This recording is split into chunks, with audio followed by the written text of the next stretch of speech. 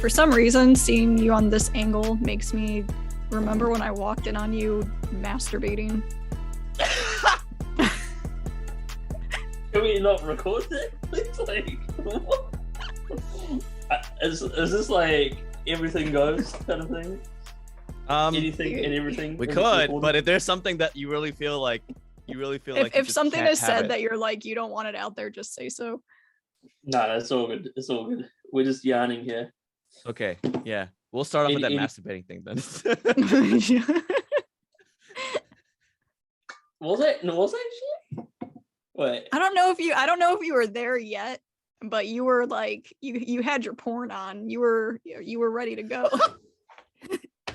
Because you were like usually I close that door, like the door between like the entrance and the bedroom, but that particular I remember this story actually. I think Holly told me because it was you and M, and you were at and I was like, let's go fuck with Sid. Yeah, and then you just burst, and it was just you and your boxers or something. I think it was something like that, like someone telling you this. The moral of the story is you should lock your doors whenever you're gonna get off. Also, you should be polite and knock on the door first before entering. That's true. That's true. Like, first of all, I think we were drunk. Yes. Okay. Yeah. You're not drunk and barging into my room. Yeah. Yeah. Why didn't you fucking lock your door? Like, what? I just forgot. Okay? No, Sid never locks his door, which is why we went to Sid's room, because we're like, Sid never locks his door. Like, we can fuck with Sid. I trusted everyone. That was the wrong thing to do. Dude, my room was on the first floor, like ground floor. I didn't trust anyone with my room. Like, anyone could be like knocking on the door, bashing on the door or whatever, or like, yeah. Or whenever someone wants to start like drinking or whatever, it was like my room was an immediate consideration just because it was so accessible for everybody. Yes. It's just like fucking ground floor. Everyone just turn right, second door, and it's already there. So, you know, I learned pretty quickly. Don't fuck around with your fucking door. I swear we didn't really utilize your room that much though. It was only when and Pa were too close. Yeah, it was only when the cone was up there, like in front of me. Yeah. So there were a few times when like that was the indicator, and I had to leave my door open. Yeah. So I remember that. But yeah, it's just funny that you had to be the one to take the brunt of people bursting into your room. Hey, it's all good. You saw me at my most vulnerable point. It's all good. But anyway, Sid's room has funny stories. Yes, a lot of funny stories. We could bring that up actually. We'll see how that goes. I don't even know where to cut in for the audio for this, but I might as well just like formally do the intro here. So welcome to Kanpai Chronicles with your hosts Norman and Holly. And in this episode, it's going to be a little bit different. As you can tell from the very beginning, we were already talking about fapping and shit. So with that being said, please introduce yourself. Our very first guest. Yeah, go for it. Yeah. Is it me? Yeah, you. There's no one else that's a guest, you fucking idiot. Kia ora, everyone. Kia ora being a greeting in the New Zealand Māori language. People don't know. My name is Siddharth. What's there to introduce about me? I'm from the good old country called Aotearoa, New Zealand, down in the very little corner of the world. Don't get us mixed up with Aussie. Arch enemies. But, fucking Aussies, yeah. Yeah, I guess not much else to say other than I did university exchange with Norman and Holly, and we fucking had a blast of a time. So, yeah. Definitely want to like ask more about that, especially because I want to make sure that my my voice is cracking because I fucking drank last night. Because I want to ask about how you came into Tokyo before you started your exchange, because we met before like it formally like everything started. Yes. So I wanted to make sure that I got my story like accurate. So maybe like if you told your side, that'd be pretty cool. And of course, on like what you've experienced or what you remember, especially the dumb shit and stuff happening in your room, whatever. But first of all, as per tradition of Kanpai Chronicles, I would like to bring up the notion of the yokai of the week. But whose turn is it? Is it Sid? Sid, is your turn? I told Sid, did you find a yokai? Do you know a find a yokai? yokai, but when I think of a yokai, a kappa comes to mind. Oh. That's like the first yokai I ever learned about. My Japanese teacher back in school taught us about it, and it just the image is like kind of engraved in my mind, like a bald turtle that fucking sticks shit up your anus. Yeah. That's my yokai for the session. Sticks shit up your anus. Wait, why was your teacher teaching you about kappa? Oh, it was just about I think it was about just Japanese like folklore and spirits and stuff like that. And the kappa. Did your teacher go into like the detail about no, not the anus. Oh, okay, I was wondering. I was like, usually when teachers like bring up kappa, they'll just stop at like, oh, like they might like kill people. I was like, damn, I've never heard a teacher just be like, yeah, they stick shit up your ass. That was a supplementary info that I learned on the site. You Googled kappa for your own. Yeah. They like stalk the humans from the river, whatever, and then they pounce on you. The teacher's just like projecting what they really want, like from the They're like, I know they're gonna go home and Google this. Yeah. Okay, that's no. Well, I can search up more info on it, but well, Holly, what do you think about we've covered a little bit of kappa before, like specific types. Yeah, I think we talked about I don't know if it was a kappa or if it was like a branch of. I can't remember. But yeah, basically how they would like drown people and like rape them. Yeah. Why are you teaching people this shit? Scary. Like, so they know, so they can be safe. Do they teach these like Japanese kids like from a young age that if you go near the water body, like a couple will fucking drag you into it and rape you? Like, what the fuck, man? I wonder, I was thinking about this like recently because of like a project I was doing for school, and how obviously like more rural towns will still be a bit more like in their traditions and stuff. So I wonder if you go to more rural areas in Japan, if like the kids grow up like with those kinds of like stories, like, oh, don't go to whatever river because uncle was drowned and raped by a kappa. Fuck, man, I would have nightmares.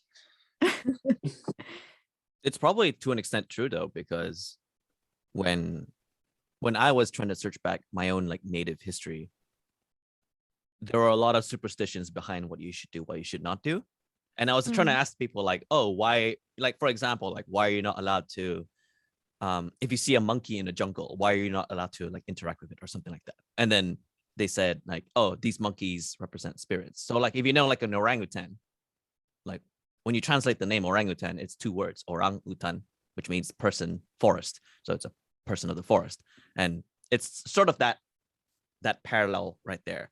And I would ask them like, oh, why don't, like, what happens? Like, what if you say hi to them, or what if you feed them, like, you know, give them bananas or something like that? And then they might haunt you or something. I forgot what the answer was, but it was quite vague.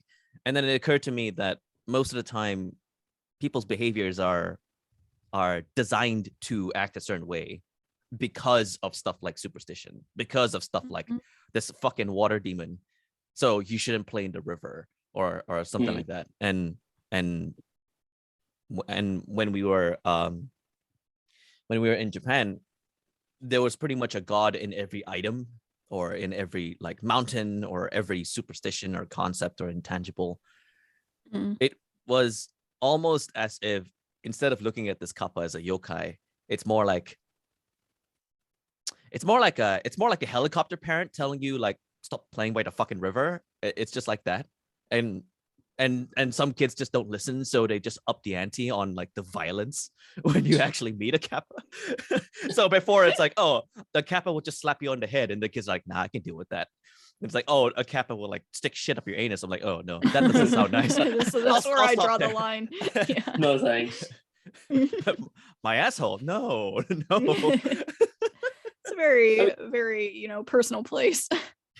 I guess that's the case with a lot of like superstition and folklore. It comes out of a place of I guess fear or cautiousness of something. Like you try to avoid it and you make these stories up to say something here exists, therefore don't go there or don't do this.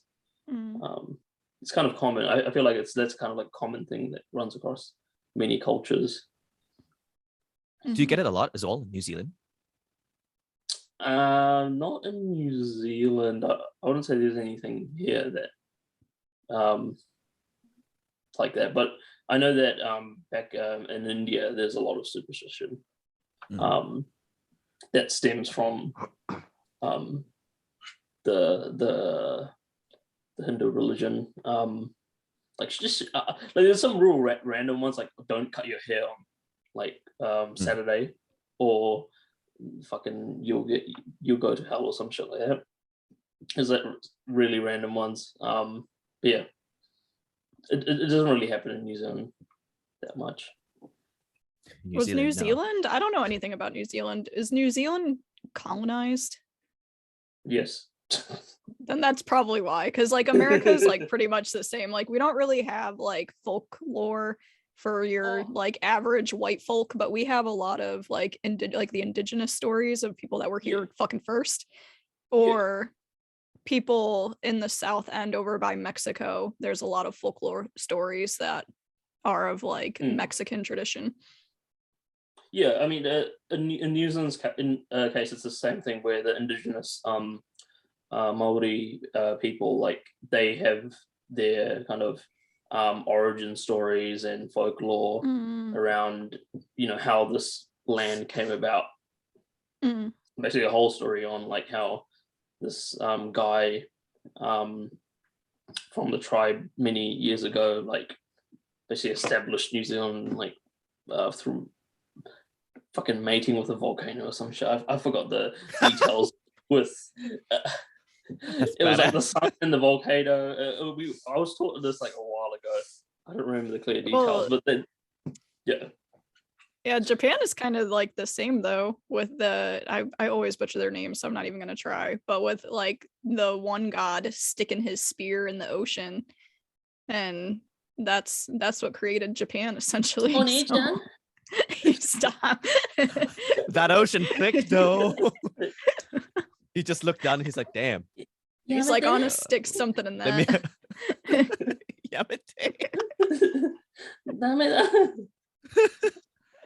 What do you think? Yamato sounds a little bit like Yamete, like it's just like oh god. Oh, please, Japan, don't kill us for butchering your god's histories. You can do the same for us as well. Don't worry. We don't mind the Maywalk.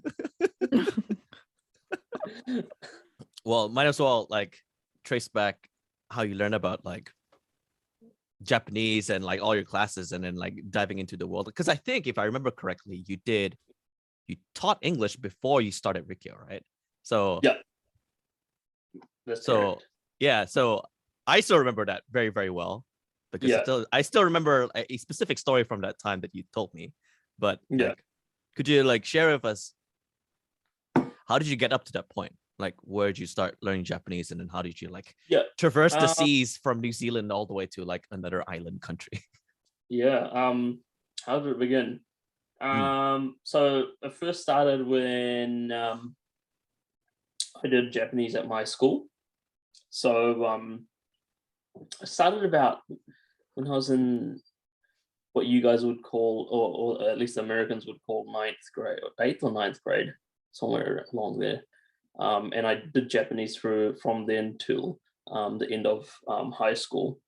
And I made a trip during that time, a 3-week exchange trip during that time with my school, where we just went and stayed at a host family's house for like a few days, and then went traveling about the country for the rest of the time we were there.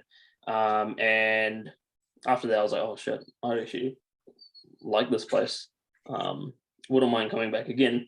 And then yeah, we found out that my school had like almost like a relationship with another school in Japan, and that every year they sent over like one or two kids, or not really kids, but like 18-year-olds after they finished high school, over to this Japanese school for like a year or so to teach English. And like it's not very sorry, it's pretty common for students in New Zealand to go on what they call a gap year after they finish high school. So most people go to like the UK, or in some cases they may even go to States or something. In my case, it was Japan. And so yeah, I went on this little kind of like a program which where I taught at the sister high school for about a year. I didn't exactly get paid. It was, I got free accommodation, free food, and like a 100,000 yen allowance every month. That's but pretty good. Yeah, I mean it wasn't too bad, because yeah, free food, free accommodation, like it's like all of your expenses gone. And so yeah, I mean that's the story of how I actually ended up there for my for the first time the first year that I lived there and taught English. And then you stayed on, right? No, And no, not so. oh, okay, you came back. Okay. I came back. So I came back at the start of the new year, and I started uni in New Zealand, where after about a year, I was like, oh, my uni also does has an exchange program with a Japanese uni. I was like, okay, I'll see and what it's like and sign up. And so yeah, I ended up signing up to that and chose Rikkyo as my first choice, and ended up back in Japan about a year and a half after I had previously left after my initial gap year. Oh, okay. Oh, okay. So this is where I got it wrong.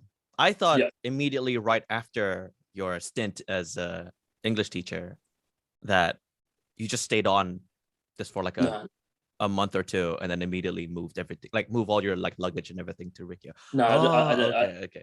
There would have been no way of me staying on unless I had got a job there or something like that. Because yeah, I came to Rikkyo through my university in New Zealand.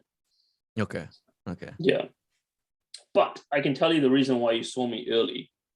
The reason why you saw me early than everyone else was because so when you sign up to for an overseas exchange to go to uni in Japan, basically the uni in Japan is kind of they're almost like sponsoring your visa, your student visa, to go there, and they send you this thing called a certificate of eligibility. I basically pissed the fuck out of Rikkyo to send that certificate to me early, and they did. And then as soon as it got to me, the same day I went straight to the embassy to apply for my student visa.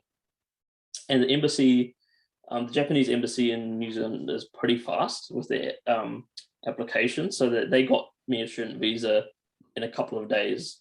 And like as soon as I got that, like I was off. I didn't get my visa until the day of my flight. Yeah. Holy shit. Really? Yeah. Wow. Yeah. It was Wow. stressful. So you'd already booked your flights, and Yeah. Oh. I like had everything sorted out because I don't know what end was like slower on, but at my end, we had like applied for all of our stuff. They send it off to Japan, and then Japan has to send it back. Well, they were on like a holiday or something, and so the stuff was taking more time. So by the time I got my eligibility certificate, then I like drop it off at like our consulate, and then they like took forever. And I had booked my flight to Japan out of California because it was a lot cheaper.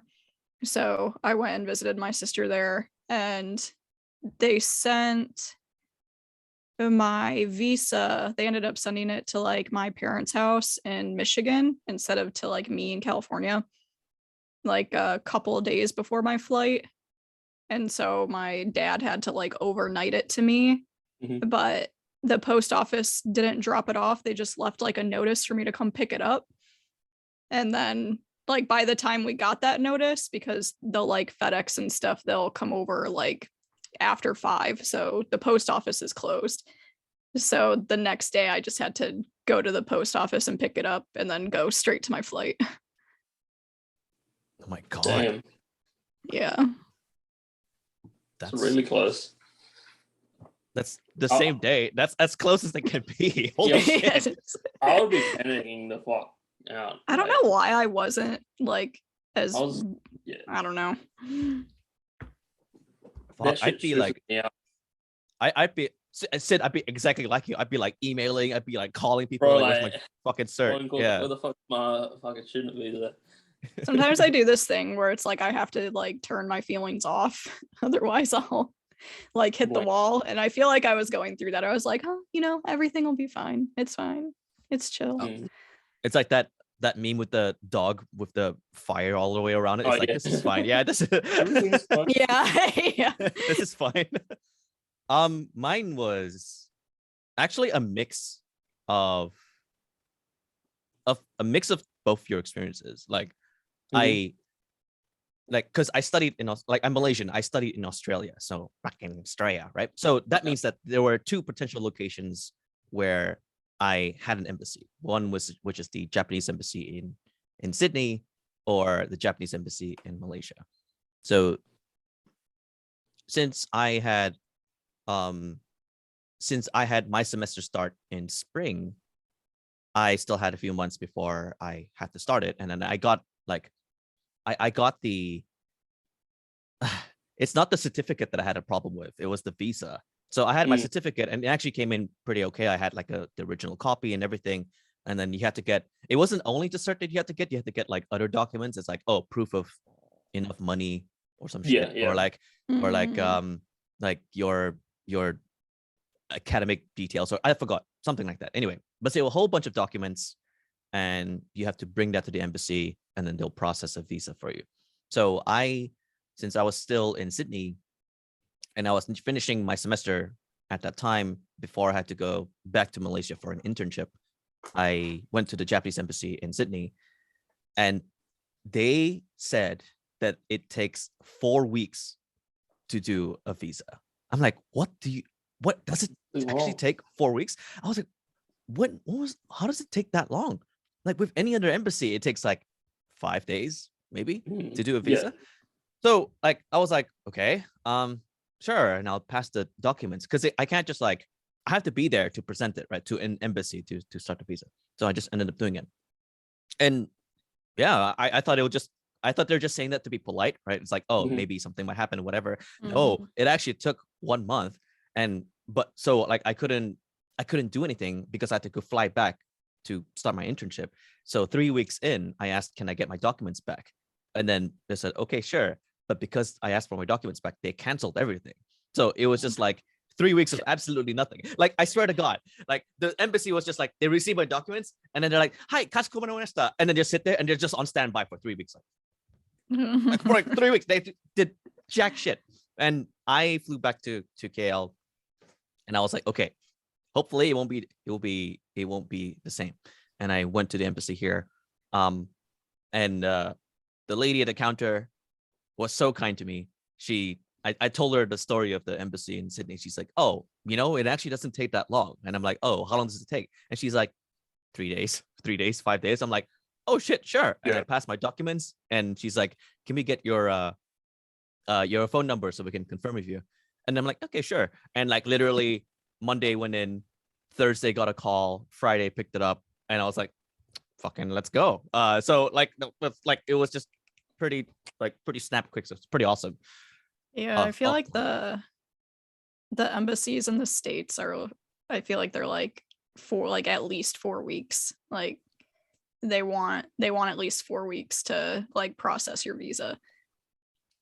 What are you doing? America, man. Bullshit.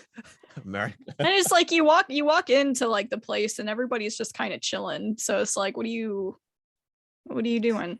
Like, beer pong in the background. they literally have the piece of paper from they have everything. You have to give them like a fucking packet of shit. Yeah.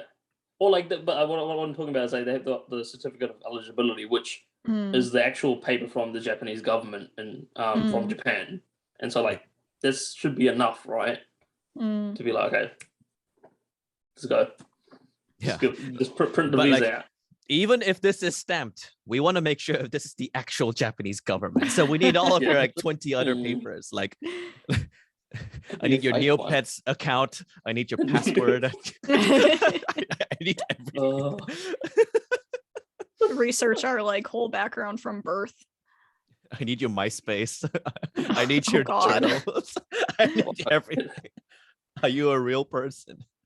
It's pretty much like that, like documentation or registration for anything Japanese. Yeah. I don't know how it was for you guys, because this happens normally when you enter as an exchange student. There was this like 1 week period of time when some of the students in the dorm would like guide you to something like an admin office, and then you're just asked to sign and put your name on all these papers to say that, oh, you'd be paying for bills, insurance, and whatever, and then you'll be getting your something meikyo, the alien license. Are you talking about the Shiakusho, my number? Right? Yeah, exactly. You're talking about, so what you're talking about is the Zaidio. Zaidio. Yeah, there you go. Yeah.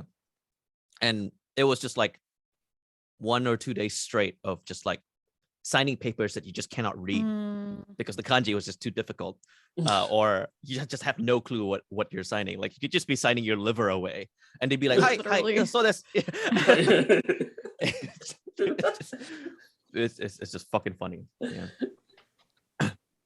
Well, I feel like those like first week was just like a haze of you're just like going to meetings and like signing things. I don't even remember like going through most of that stuff. I remember going to the like, what is it, like the town hall or whatever, when we have to register our address. I remember doing that. But the other stuff, I remember like meeting in all those like Rikkyo rooms, but I don't remember the shit that I signed. Because I had arrived earlier than expected, and so I wasn't officially going to move into the dorm until like 3 weeks after I'd arrived. I had to actually go to the fucking Asaka City Hall and tell them, I can't sign up yet. I'm just going to be fucking around for 3 weeks before I move in, because you have a minimum like you have to sign up within 2 weeks of your arrival, and I was like, I can't do it because I'm not technically moving in yet, and you had to go through a bunch of shit because of that, and then like eventually, okay, like just sign up when you're ready. And then so I had to make a fucking trip twice there, and I like the first time around. This is my first time in Asaka. I had no idea where the fucking place was. Like, yeah, it was like, and it's a fucking long ass walk from the station as well. I don't know if you guys remember the exact location of it, but yeah, it was just It was pretty annoying bureaucratic shit. So did you stay like just at a hotel in Asakadai or something while you were there, or? Oh like... no, I was so I stayed at my friend's house in Tokyo for like a week, Mm, and then I traveled for about 2 weeks with another friend of mine before arriving back to move in. mm. Yeah. That's perfect plan. Just fuck around before everything starts like formally, and then and then you can finally fuck around formally. That's the funny part. It's just like you're just like in this state of like, we don't know how to classify you, so you don't have to sign up for anything, and then you'll just be this like tourist eternally for like 3 weeks until you can be recognized as a student. That's oh, sometimes it just confuses me. Well, okay, when you do you remember the day that you started living in a dorm? Because I'm not sure if I met you on the day that you started living in there, or maybe it was like when we crossed paths or something. We met on the same day. Okay. I can't remember who it was that introduced me to you. Was it either Kojun or Tomo? Either Kojun, Tomo, or was it Nobu? Either one of those three took me to your room to introduce me to you. Ah, okay. Yeah. It might have been on the day I arrived. It might have been Tomo. It might have Tomo. Yeah. There were literally only 2 exchange students that I could remember. It was you and Saba. Like there were no other exchange students at the time that I can recall of. Yeah, Mike, we were the fucking leftovers. It was just like us two. and then like everybody fucked off, and then we had all those like emotional crying and everything, and then we all had our own trips. Because I don't remember where Saba went. Or if she even had a trip. I think. Okay. Because I think she was there when I was like, she was there for like a week or 2 after I moved in. She wasn't at the dorm. And Sid, I think you met me when I was at my darkest, because I just came back from Okinawa and the sun was just burning my ass the whole time. And I was suffering from like just pain, because like all the like my shirt kept sticking to my skin and it just hurt because I just sunburned all the time. But yeah, I vaguely remember meeting you. I think I was just in my room or whatever it is. Yeah, you in your room. And then we just and then we talked to each other, and then it was just a lot of waiting because like I think it was weeks before Rikkyo officially started. I think it was I think it was weeks before the official start of the semester, but I think it was only maybe a few days before other people started coming in. I think after I came in, it was like Anna that came, and then Holly, and they just started more and more people started to come before the start of the semester. I can never remember the exact order of people coming in. I think the only thing I remember in terms of like that kind of information is the last person that I met out of everybody in that batch was Jesper. I don't know why. Out of everybody, the last person I met was Jesper, because I only met him. We just never crossed paths, right? I only met him on the day that we had like to go to the campus, so it's like an official like we are students day. And then I open, everybody is just waiting in the lobby, and my room's like right next to the lobby, so I can hear everybody. But so I'm just like, oh, okay, yeah, it's time to go, and I went. I'm like, who the fuck is this guy? I never seen him before. What the fuck? Yeah. So that's pretty funny. This is a massive tangent. Speaking of Jesper, did you see the most recent photo of him and the other European guys? No. Oh wait, because they do a yearly hangout with each other. Well, bro, he has like hair. Full set of hair, like thick hair. His hair is better than mine by I'm miles. Like, what the fuck? I didn't even know you could grow hair. I was gonna say, I was like, I was like, what the fuck? I've never seen this man before. Like, damn. I'm trying to search it up. Jesper doesn't really post much, so I can't really. It wasn't Jesper. It was like Yawn or something. Okay. It's either Yawn or Hari. Jesper, if you're listening to this, send us a picture of your fucking mane. The glorious mane. Yeah. but yeah, like we've had that. Yeah, that period of time. Dude, what the fuck did we do before Bro, I Rikkyo don't think we started? did anything, eh? Yeah. I from what I remember, I don't think we did anything. Or just waiting around for people to come, and then Yeah. people came, introducing each other, and maybe going out here and there, and then starting the semester. That was about it. There was Oh, nothing okay. major that we did. I can't remember like. I don't even remember the first time we all like went like proper out. I know the first time I think I hung out with you both like together outside of like in like the dining hall or whatever. We went to Hooters for Norman's birthday. Oh yes. Yes. Yeah. Yes. Yes. It was Great a great birthday. Very, very Japanese. Very, With very hostess Fune. Yeah. Ah, Oh, Fune. I miss Fune. I would like to get Fune as a guest on the Still show. think about That'd be great. To be honest, yeah, I still do. Like once in a while, I'll be like, she's so fun to like talk to and everything. So like, Fune. God, Hooter's birthday. Who else was there? There is a picture. I know.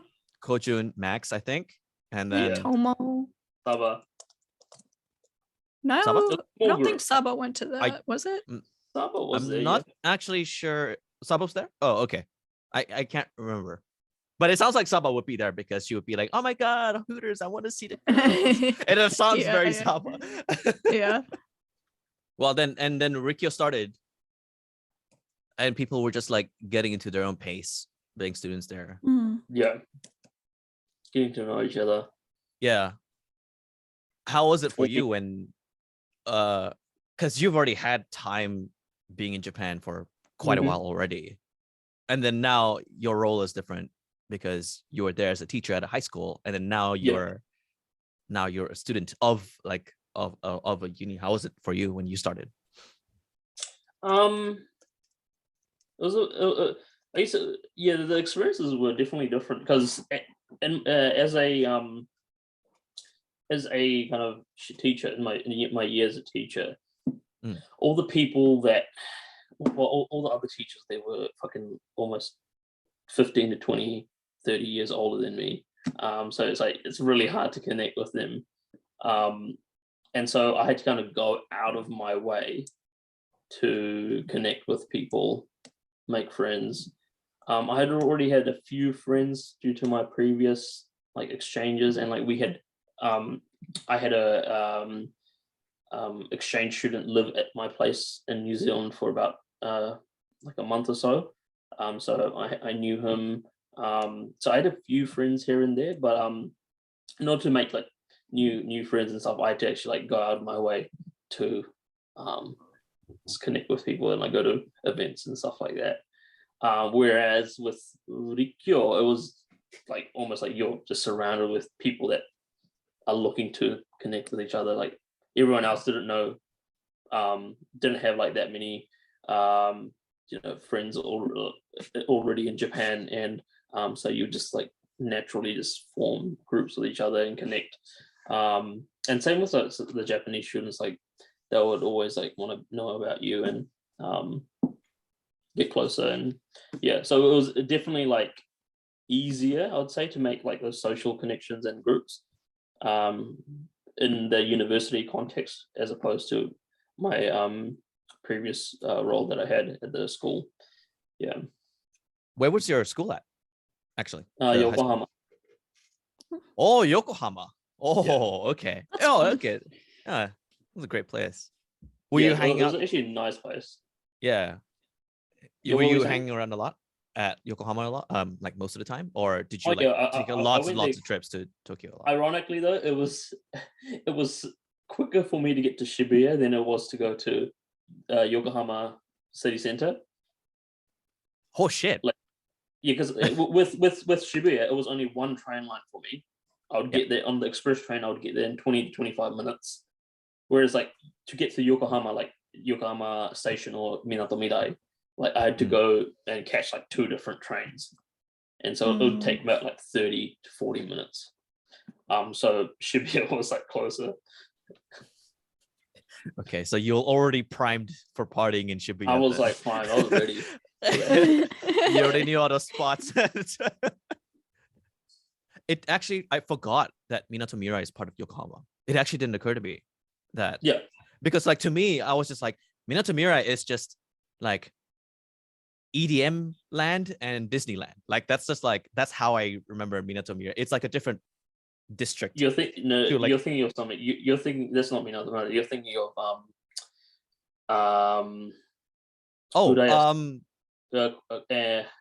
wait, Ageha is right. Is that what you're thinking? No, not Ageha. You're thinking about Odaiba. Is that what you're thinking about? No, because Minato-Mirai does not have Disneyland. Or oh shit. Okay. EDM. Fuck. Guys, I'm losing my memory. Fuck me. Fucking Disneyland Japan. Where is it? I want to search. That's like Chiba, isn't it? Chiba, right? Yeah. Ureyasu. Oh, Maihama. Fuck. Yeah. Okay, yeah. Maihama. Okay. Yeah. Okay, that's the Maihama. one. Sorry. Okay, yeah. Not Minato-Mirai. What the fuck That is is where the Minato-Mirai? EDM fucking festivals are. Yeah. Yeah. I maybe I've just like grouped them. It's just like all the yabai places into this one category. It's all one. I mean, it is on the same like coastline, so yeah, the party line, right?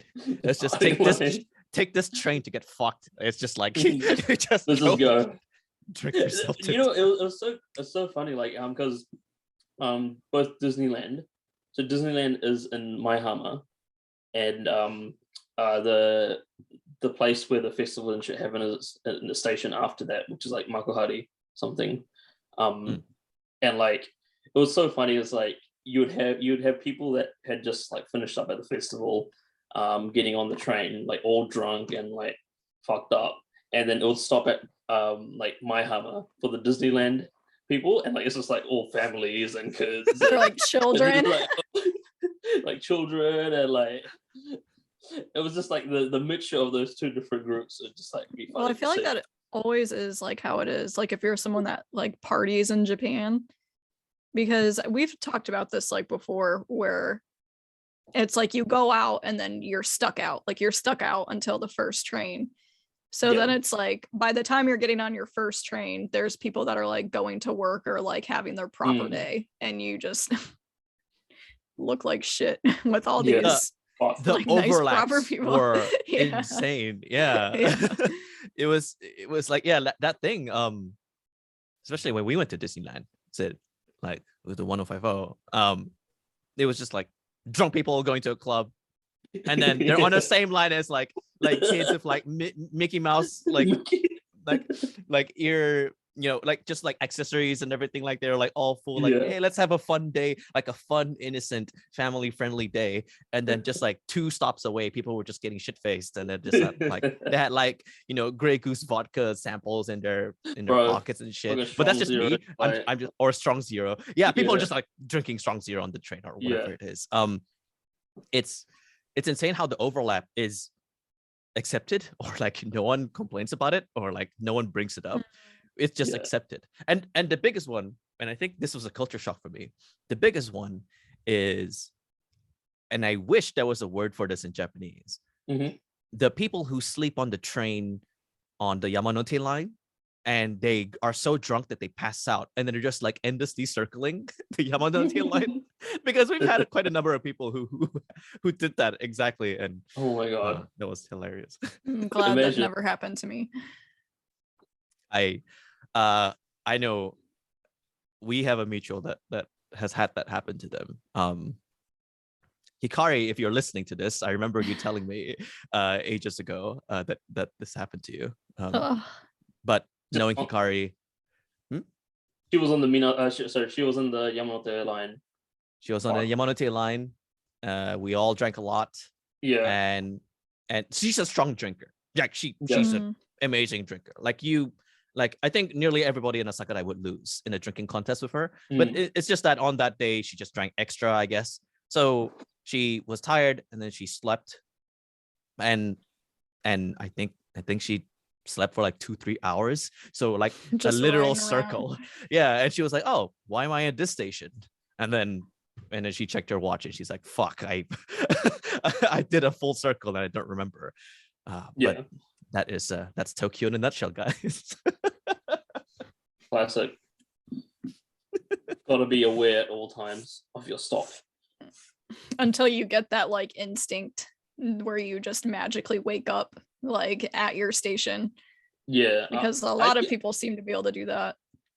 I think I developed that, Yeah. because I'll doze off for a little bit sometimes, and I'll just be like, Yeah. Okay, I think we're close. Yeah. Wake up. I would get that too, where I'd just be like zoning out, and then I'd be like, oh fuck. And then I'd be like a stop before, and I'm like, okay. Yeah. I for some reason remember the sound effects to Narimasu, and that's how I wake up. So it's just like ding, ding, ding, ding, ding. Narimasu, Narimasu, and I'm like, okay, okay, right, stay awake. And then like I'm just like, like immediately I'm worried, like, anyone else is like sleeping or like conscious, etc. I'm like, okay, is Timo okay? Is Hari okay? It's or like something like that. Did you ever have a bad like fuck up on the train, Sid? Bad fuck up on the train. No, I didn't think so. Let's be. Not that I can remember. I have one. And it was my fault. I don't know if you remember this, and I still feel bad about it. You remember, like, it's boys' night out. It was a lot of the Asakadai guys, and Richard was there. Do you remember this? It was just the guys, and then we. Oh my god, I still feel a little bit of guilt, like bringing this. We went to Camelot, right? Yeah, we went to Camelot, but it was on the way to Camelot. Yeah, and then it was. I think it was. I know that we had to piss really badly. And I think we were okay. If I remember correctly, this is how it happened. You had to piss really badly, and then there was a train on the Yamanote line we wanted to catch. So it was like 7 of us guys rushing up the stairs to get up there. But you didn't have enough money on your Suica, so you were the only one blocked. And we got on the train already, and you were like, guys, wait for me, I need to get more money in my Suica. And you ran back and you tried to get up, but then I was like, but then I just shouted to everybody else, leave him, we need to go. We need to go. And I don't remember, it was, you were definitely like left behind. I'm not sure if Richard was also left behind, but like you were definitely left behind. And then as soon as the doors closed, and like, I swear to God, like I felt like everybody looked at me, and then I just felt so fucking bad.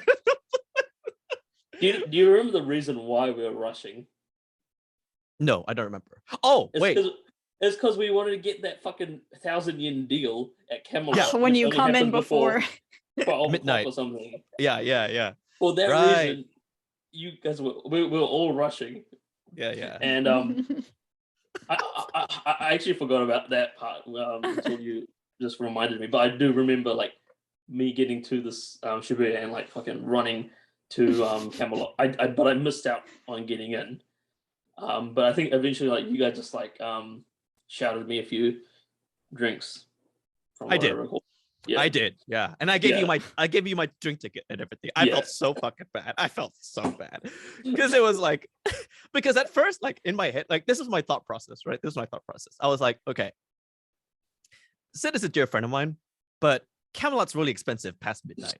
So what's the scale? What's the balance here, right? That I'm worrying about, right? And I was like, well, you can always catch the next train.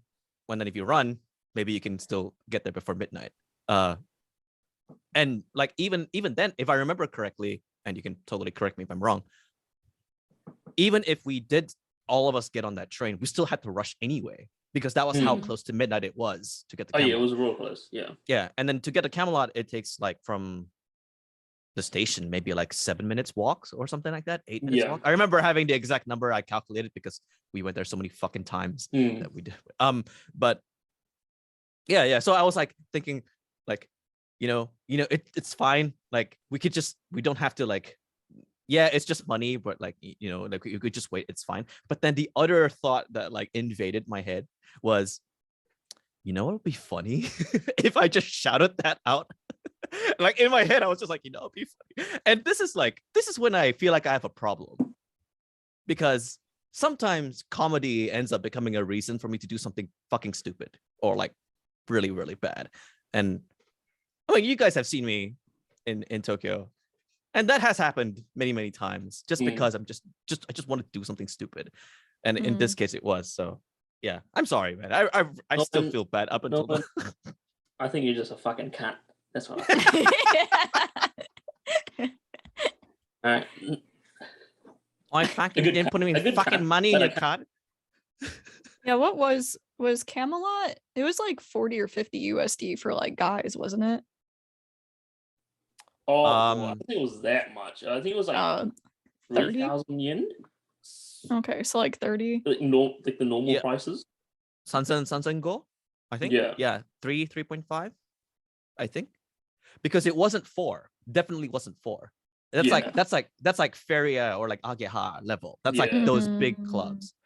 I think it was like 3 maybe, 3 or 3.5, and you get like a drink coin. And then for girls maybe it's like 2 or no, I think it was only 10. Okay, yeah, if that's just capped at or free. A lot of times it was free. Yeah. And I swear Camelot had like the best deal though. Like nowhere else had the 1,000 yen deal for you to get in. Fucking Japanese clubs, man, like way too expensive. Like the entry fees.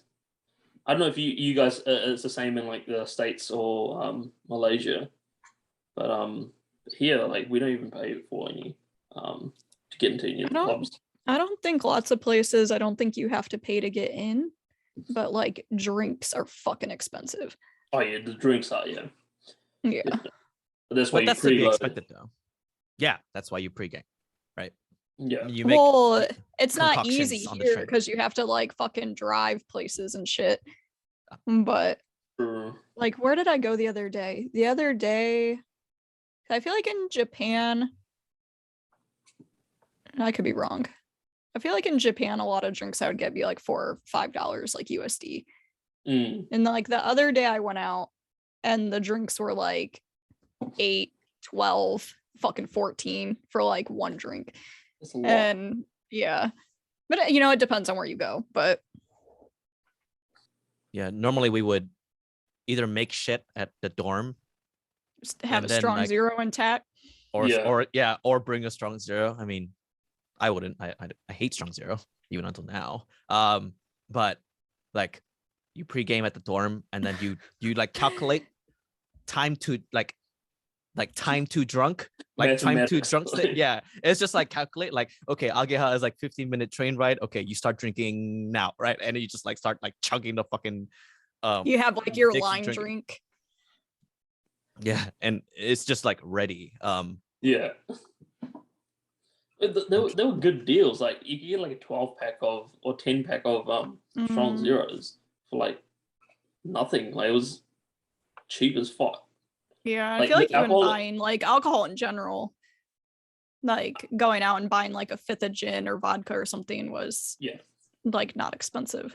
And then after Norman told me about fucking Bika Kamara having alcohol like for cheap as fuck, I was like, oh fuck, like it's like way cheaper than going to like any of the supermarkets getting it. Trust me to be the expert at being trash. Like I just teach you all the places where you can. Like no, you want to get fucked up.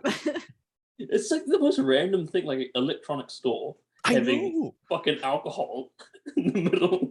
Like what the fuck? I know. Fucking Hiroshi told me about that. You know what you need with your. You know what you need with your electronics. Some alcohol. Yeah. That's where it's at. New phone plan, vodka. It's just like all the things you want in one package. It's just like, oh god. But yeah, you know what you can do with that new phone? Get drunk and text your ex. Yeah. Comes with like a package deal. Regrets. Yeah. Just put these numbers as like regret texts and they're for free. So you can just do it all you want. Message them from a burner phone. Oh my god. Oh, wait. Okay. Do you remember all the? You mentioned Agiha. Do you remember all like the trips that like to the like concerts and parties that went all the way out there? Because to be honest, I don't remember that much. I only remember one, and that was when we had a. Should I be saying this on the episode? We had a selfie What? in the toilet. Do you remember that? Oh yeah, no, that was the first time we went out. Oh well, not went out, but like went to a concert together. That was it was Steve Aoki, you, me, Eric. what's his name? Why am I forgetting names? Duncan? Dustin, sorry. Dustin, yeah. Duncan. I fucking tell him that. I'm sorry.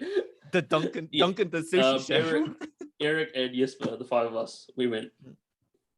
And yeah, we took it. I think I still have that picture. Nice. Okay. I'll have to look for it, but I need to find it. Yeah. We took a bunch of selfies. Yeah, that was a good concert. That was fucking great. Yeah. Great. And tickets weren't too bad either, if I remember correctly. Wasn't it like 6,000 yen or some shit? Yeah, that sounds about right. It was like 6 to 7. Normally that's like a pretty good valuable, especially when I don't know why Japanese concerts they're a little bit more liberal and freeform. I guess this mostly applies to EDM, but they're a lot more freeform with like what you get with every ticket. Is it just like, oh, 6K and then you just have like the big floor for you to just fuck around in? Or is it like a VIP box or something like that? Because most concerts that I went to during that time, you can pretty much go anywhere. It almost felt like a club, like more so a club than a concert. You can pretty much do anything you want, as opposed to like, oh, you're only allowed in this area or something like that. So I really enjoyed that because we can just go fucking crazy. Yeah, well, it was definitely more of like him playing at a club than a proper concert. So yeah, true. And to be honest, I can't remember much of what happened. all I remember is that like we were all at urinars, and then we were just in like urinars, and then we were pissing at the same time, and then we took a group selfie, and we were already drunk, and we went in, and then like that's all you need to remember. like that's all.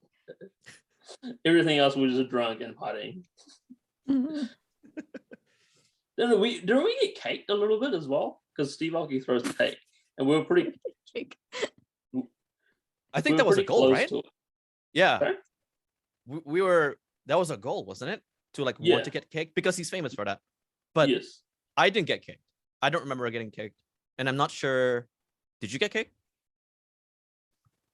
I can't remember. I'm not directly. No, I got some on me. Just like a little bit. Like that's my like life accomplishment.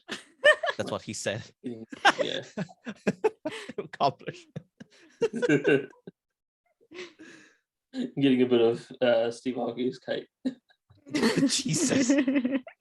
Second-handedly, just. Yeah. Oh my god. Lay it on me. Yeah.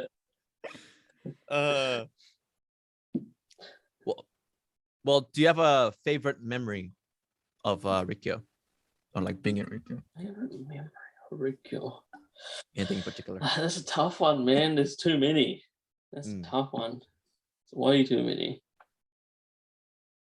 Yeah, because most of the time it's not just like the drinking stuff as well, but there might have been something like in your head when you might consider good moments, man. Damn, you got me thinking now. Got my thinking cap on. Definitely a thinking cap.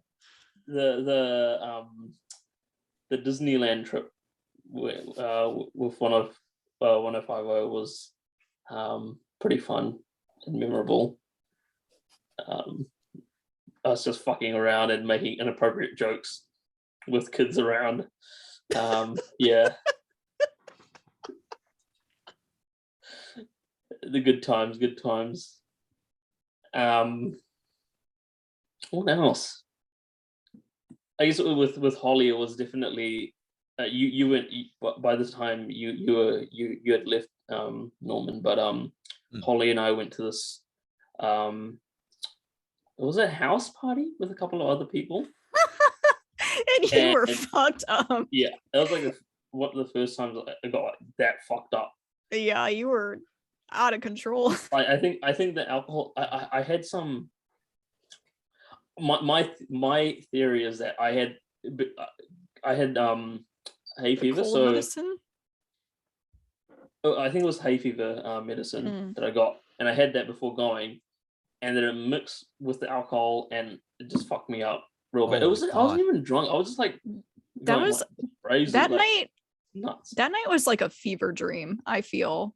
I don't even know how the night like got started. I just remember us going to like this house. Yeah. And we had to have done something beforehand, because by the time we got to the house, I was fucking gone. I was fucked up. And I remember I went to some room to like have a nap. And I went in there and went to sleep. And a couple of times people like came in, they're like, I think they were putting coats or something in there. They're like, she can't sleep here. And everyone's like, leave her alone. Yeah. And then I like woke up fucking like ready to go. Like, I don't know how long later. And I came out and just,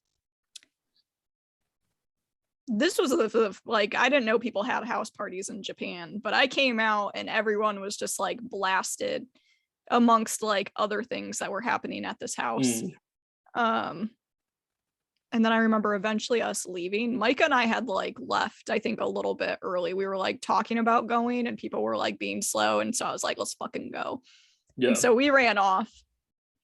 And I remember being able to hear Sid like someplace in the distance, Holly! Like just screaming. And then doing your like, where the fuck is Holly? Holly. Yeah. Like just Holly. Doing your thing. Holly. Yeah. Yeah. And eventually we all like caught back up at like the Micah and I laid down somewhere like on the sidewalk. We were like, we'll wait for them.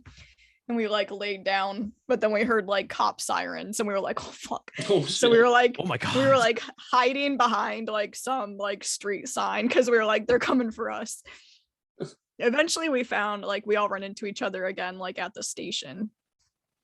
And I think you had been sending videos, or someone, maybe that Michelle girl had been sending videos. You guys were also hiding from like the police at one point. I remember getting a video of you like, oh fuck. And then once we got into the station, you and Jordan were like backstroking, like straight up laying on the ground, like backstroking, like into like the platform area, and then doing some like pretty sick beats. You were doing some like tribal beats. It was quite really impressive. And then I feel like there was some, I wish I had all these videos. My like computer that I had all this stuff on like took a piss and I didn't get like all that stuff is gone. But there were videos. I feel like there was a little argument that might have happened that was like funny, but also I think it might have been serious for her. I don't know.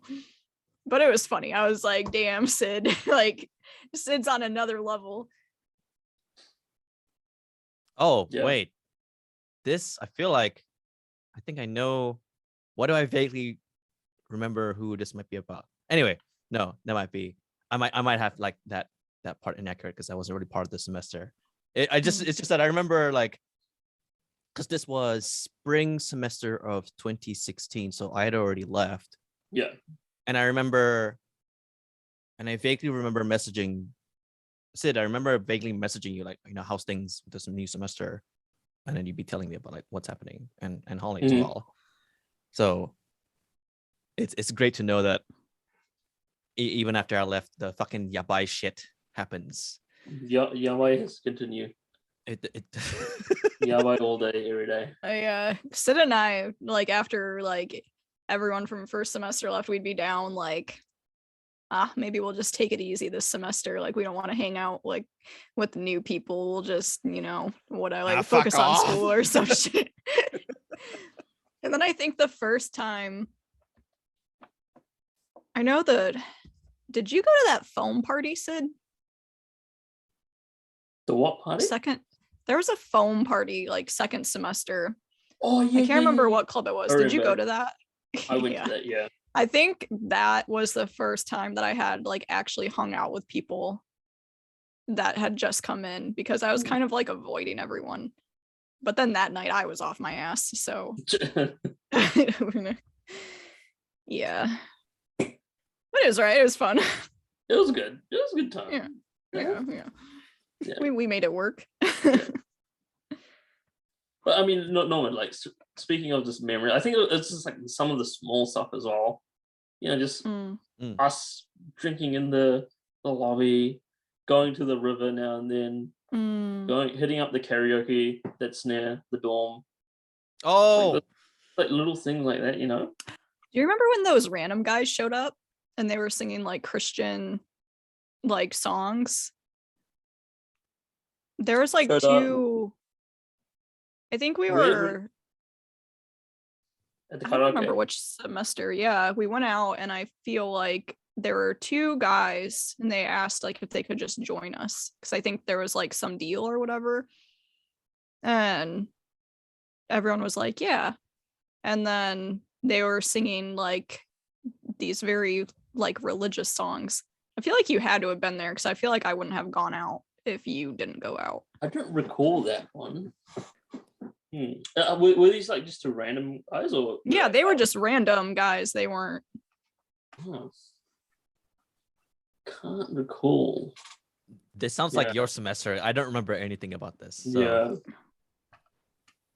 Maybe I wasn't there. Were they trying to convert you? I feel like that's something I would remember. I don't feel like I stayed very long, because I feel like I was hesitant about going out anyway. So maybe you were, I don't know. Yeah, it's not coming to mind. I can't recall that part. Maybe I'll ask Micah. I can't remember. Converters going from room to room trying to convert people through their songs. It's just like, you guys are pissed drunk. Join our cult. Oh, Jesus has saved us. Jesus no mi hodai is just unlimited wine. Imagine that. They should do that. The no mi hodai wine. What, at a church? Like no, not oh, okay, sorry. No, I didn't understand. I didn't get what you. Oh, okay, right. Get fucked up off the blood of Jesus. Yeah. The priest is like, "Here's your motherfucking cup, boy," and you just fucking drink it like forever. I mean, that'd be pretty awesome, I gotta say. Yeah. I would go to church. Jesus will die. It's just not just Sunday. Okay, wait, Sid, I gotta ask you this, because I've heard Holly's side of this story. Do you remember how you met Holly? Yes. So that we can, I want to compare notes, because we talked about this in a previous episode, but I want to hear it straight from you. So I want to make sure there's anything missing, or I don't know if this was the first time we met. I don't know if it was the first time we met that this happened, or if it was like the first time we really. Are you talking about the "Why Are You Here"? Yeah. That wasn't the first time we met. That was like maybe a few days after we met, and we went to the izakaya after uni. Do you want to get my perspective on that? Yeah. I think it was I wasn't like questioning as to why she was there. It was just, it came out the wrong way.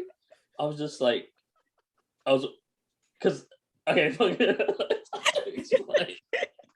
no, I was just wondering, because I forgot someone organized it, and I was just like wondering, like, I thought it was just between a few of us that would go, and then Holly turned up. So I was wondering, who told you about this? That's but even it came out worse. as That's even- No, I think that's Who- what he like said at like second was like, no, like who do you know here or something? And I think I was Yeah, still yeah. like, Oh, okay. but it was still bad. Like, you know what? I should have asked that in the first place. no, it was funny. What's up? Good to I have feel you like that broke. I feel like that broke the ice though. Like here. Why?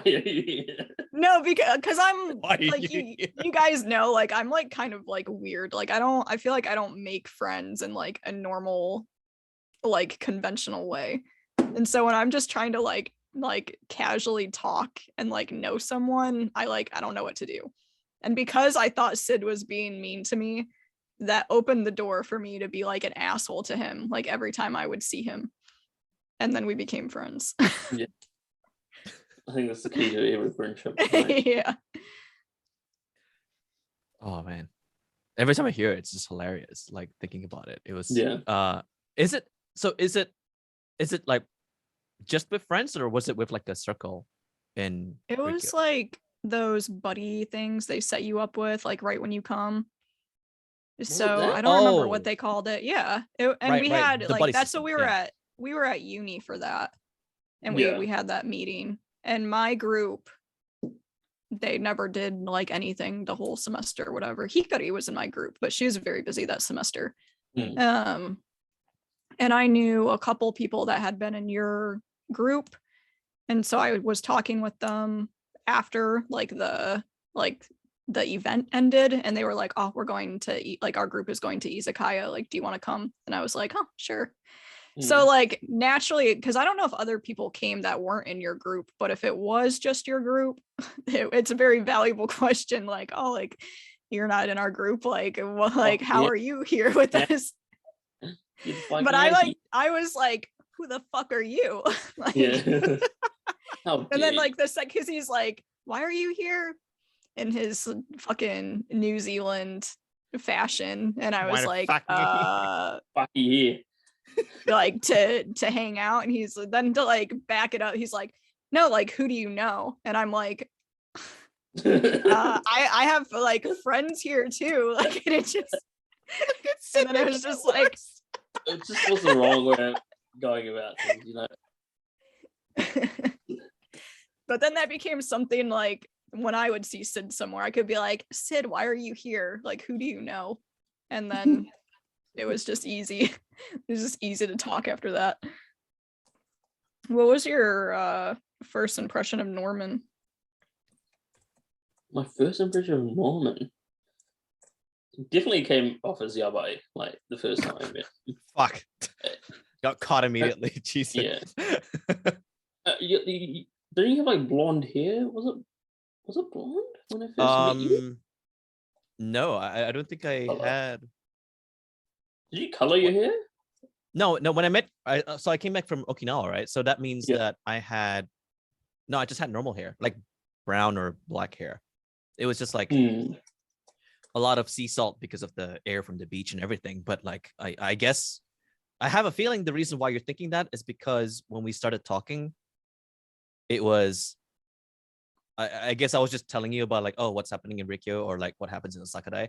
And I think I immediately went to like, yeah, we drink a lot and like go to like clubs and shit. Are you okay with that or something? And I think the reason why I felt okay with you, like with telling you that, was because you would tell me stories about how you would like go and party and then like take the last train back so that you can teach English the next day, and then you're like all fucked up or something like that. I remember something like that. Yeah, okay. Plenty of times, like plenty of times. So but, it was a mutual first impression of Yabai. Yeah, yeah. When I first met you, I guess I was just like, because when you talk, I was like, where the fuck is this guy from? Like, is he like Aussie or like what's going on here? Like, why are you what here? Is he? And to be honest, like when you said you're from Malaysia, I was just like, yeah, mate, you don't sound fucking Malaysian.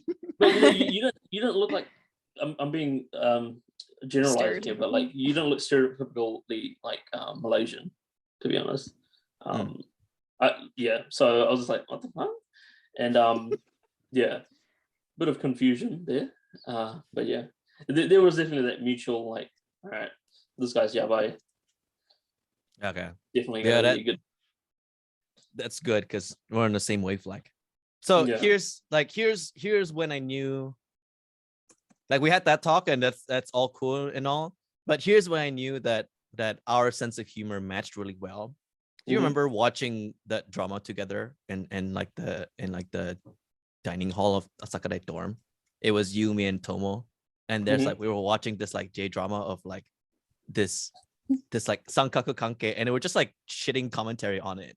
While there's like other people like trying to watch it, and then we're just like, they're gonna fuck, they're gonna bang, and then Tomo was in the background like, oh no, please stop ruining the show. That was a good one.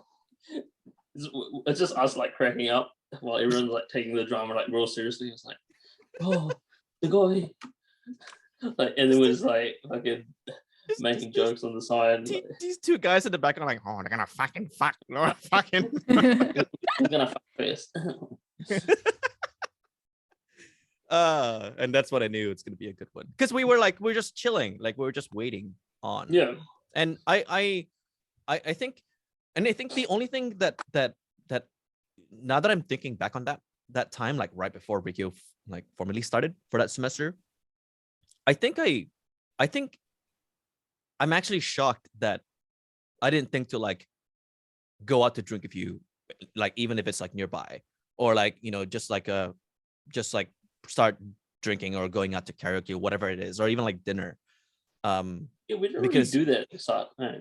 Yeah.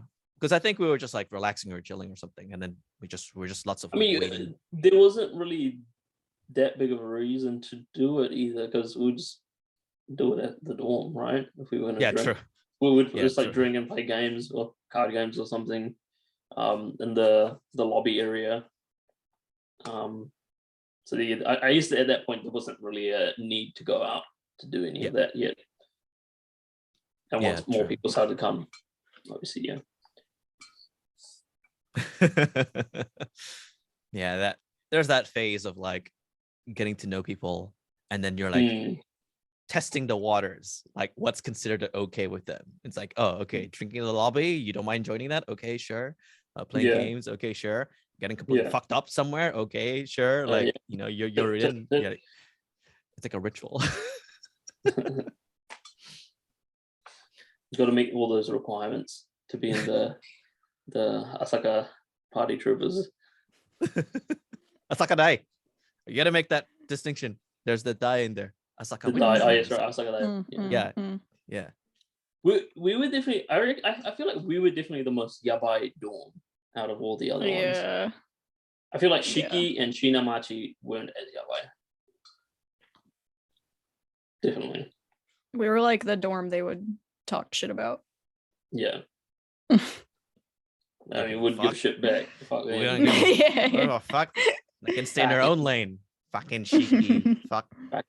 And the only one that we gave like a proper pass to was Dustin. So he would like come in from Shiki. We gave him a visa to Asakadai. Okay. But you brought up Shinamachi. I actually just remembered this, and I don't know, were you a part of this? And I don't know, Holly, if you joined us as well. Shinamachi had like a welcome party at their dorm. Like people were drinking in the corridors and everything. Did you join that? Did both of you join it? No? No, I didn't go to the welcome party. I don't think I ever went to Shinamachi. Okay. No, we went. Didn't we go to one, Holly? Wait, was Shinamachi? Which one was that? Was that the one near us or in Ikebukuro? Yeah, Shinamachi is the Jonah one. Jonah and Jin's. Jonah and Jin's dorm. Then I'd been there at least once. Okay. Yeah, I've been there once as well, but I didn't go to the welcome party that you're talking about. Yeah. Okay. Yeah. I think we went when you had someone visiting you at that time. I think we went. That was my my ex at the time. Yeah. Yeah. Okay. That wouldn't be the best time to go get fucking fucked up at somebody else's dorm. Okay. Well, I think like everyone was hitting on her, so it was kind of. Oh yeah, it was kind of funny. Yeah. That's all right.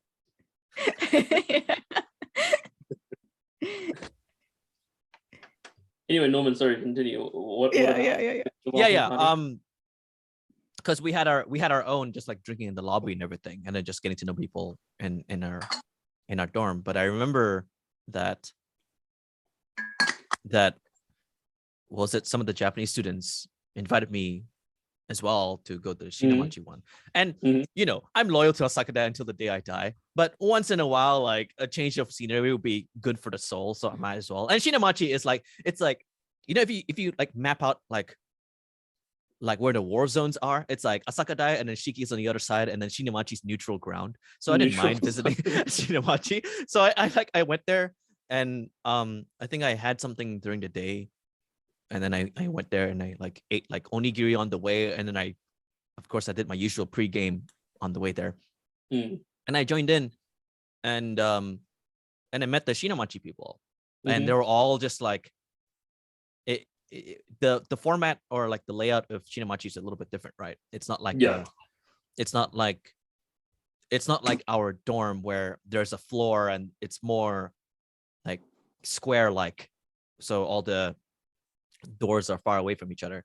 This one felt more like it felt more like a hotel. So it's like one long corridor and there's just room doors. So people were just like drinking at the corridor. So I joined into the dorm. I didn't know where to go. They said come to the second floor or whatever floor it was, and I joined. And there's just all these foreigners drinking on the floor at Shinamachi, and I'm just like, hey, what's up? But I guess it turned out that Shinamachi was a lot more yabai this semester, or at least for that semester, than the previous one, because people were definitely more than willing to be rowdy. And meeting Fiona for the first time, meeting Jin for the first time. I don't know if you have any first impressions of them, but Jin caught me off guard because I think he was already drunk, because he told me that he had like a child or a son back in Canada. I'm like, oh my God, you're like a father. Wow. I wasn't expecting this. And then like 5 minutes later, he was like, I was just fucking kidding. I'm like, you piece of shit. Like, what an asshole. But yeah. Oh, speaking of that, that reminds me, remember we fucked Kojin up with the Jesper story?